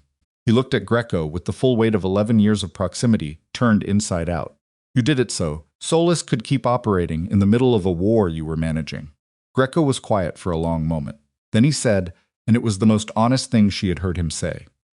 In the 20 minutes he had been in the room, Solus was going to pull out of the Boston market if the friction ended. He needed the contested territory to stay contested. He was paying me to keep it that way. He looked at the table. Started as a consulting arrangement. It started as a betrayal, Luca said. The money was. I know what the money was, Luca said. I don't care what the money was. The room was quiet. Outside the windows, Boston was bright and cold and entirely indifferent. Isabella looked at Greco and thought about 11 years of dinners and handshakes and the casual ease of a man who had built his treachery so carefully into the texture of ordinary loyalty that it had been invisible. She thought about how much of the damage of the past 4 years, the friction, the risk, cost in people and resources, and the specific grinding attrition of a conflict that should have ended 2 years ago, had its origin in this man's calculation that everyone else's war was his revenue. She thought about Trent, dead. She thought about Carver, missing. She thought about Sal's 19 years of genuine loyalty measured against this. Marco Vasari has a copy of those pages, she said. Greco looked at her sharply. The settlement agreement between Vasari and my husband is being drafted today. When it's signed, Vasari's copy and the Watertown originals are destroyed. Every record of the Carver operation disappears. She held Greco's eyes. Your role in it disappears with it. Greco looked at her. The expression on his face cycled through something that in another context might have been relief, and then arrived at the wariness of a man who understands that a sentence beginning with your role disappears is not the end of the sentence. What do you want? He said. Solus, she said. Every piece of documentation you have on the arrangement. Financial records, communications, whatever you've kept. All of it. She paused. And your resignation from every position connected to Moretti operations. Today. Quietly. With a clean handoff that gives Luca no operational disruption. Greco looked at Luca. Luca looked back at him without expression. Are you staying? He said. He did not look at her when he asked it. He looked at his hands. She understood that this was the most vulnerable he knew how to be. The question asked without the protection of eye contact, without the armor of his composed professional face, just the raw uncertainty of a man who does not know the answer and has run out of ways to manage not knowing. She thought about the manila envelope. She had left it on the desk in the study last night and had not picked it up this morning. She thought about what it represented, not just the legal document inside, but the 3 years of quiet preparation, the small maintained freedoms, the hotel room under her maiden name. She thought about the woman who had built all of that, and whether that woman had been building a way out or building a position of foundation to stand on when the moment arrived, where she needed to stand on something that was entirely her own. She thought about 11 seconds in a corridor. She thought about what came after. I'm staying, she said, but not the way I was staying before. He looked at her then. She met his eyes. I want full access to what our life actually is, she said. Not the version you decide is appropriate for me. All of it. She paused. I want to know when there's a Vas. I want to know when there's a Vasari problem. I want to know what Sal knows and what Donna Chen knows and what the building on Meridian Street is being used for before I have to find out through a landline call at 2 a.m. He nodded. And I want you to understand, she said, that I am not asking your permission for any of this. I am telling you how it is going to be, because I have spent 3 days demonstrating exactly what I am capable of when I decide to pay attention, and I think you now have a fairly clear picture of what that looks like. He looked at her for a long moment. And then something happened on his face that she had not seen in a very long time, the real version of the expression she had spent watching him construct and deploy, the one underneath the professional architecture, the one that was just him. He looked at her the way he had looked at her on a legal fundraiser when she was telling a senior partner he was wrong, the way that had started everything. I have a clear picture, he said. She nodded. She stood up. She picked up the water glass and carried it to the kitchen and rinsed it and set it in the rack. And she looked out the window above the sink at the city below the same window, the same view, the same sink where she had stood 3 mornings ago in the gray pre-dawn and begun the process of seeing everything clearly. She heard Luca come into the kitchen behind her. He stopped a few feet away. She could feel him there, the specific warmth of his presence, the unchanged physical reality of him. The man she had chosen once and was choosing again now, differently, with open eyes and no protective fictions between them. Greco's documentation arrives by 6, she said. The settlement terms need to go to Vasari by end of day. I'll handle it, he said. We'll handle it, she said. She turned around. She looked at him standing in her kitchen in the afternoon light, wearing his work shirt with the sleeves rolled to the elbows, his face older than when they met and more honest than it had been yesterday. And she thought about 8 years and 3 days and 11 seconds, and the particular, costly, necessary journey between them. She thought about the woman who had walked away from a door. She was not that woman anymore. She was something that woman had been becoming all along, someone who had finally decided that the distance between knowing and doing was not a space to live in indefinitely. She was Isabella Moretti, from Providence, and she had not arrived at the 42nd floor of this building to disappear inside it. Come on, she said. She moved past him toward the study. Let's go finish this. He followed her.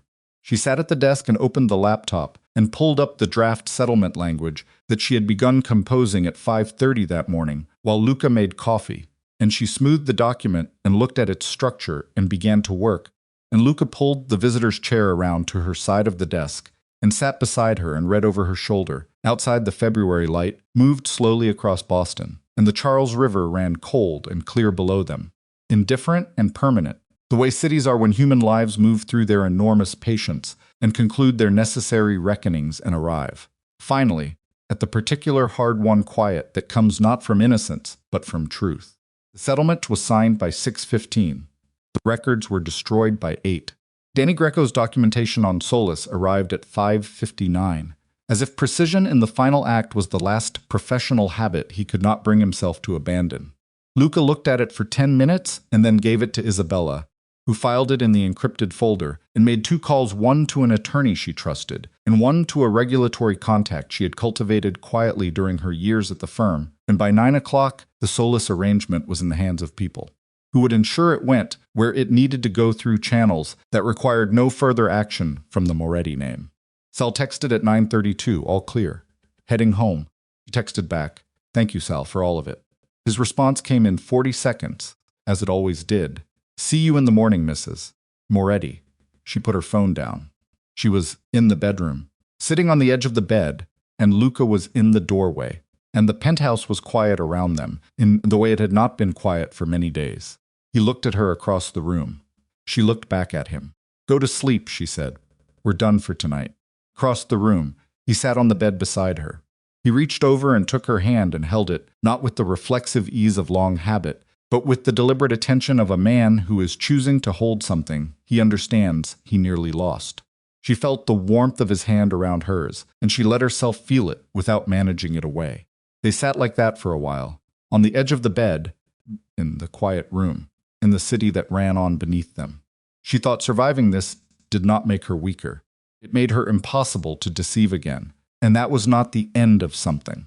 That was the only foundation worth building on. She turned off the lamp.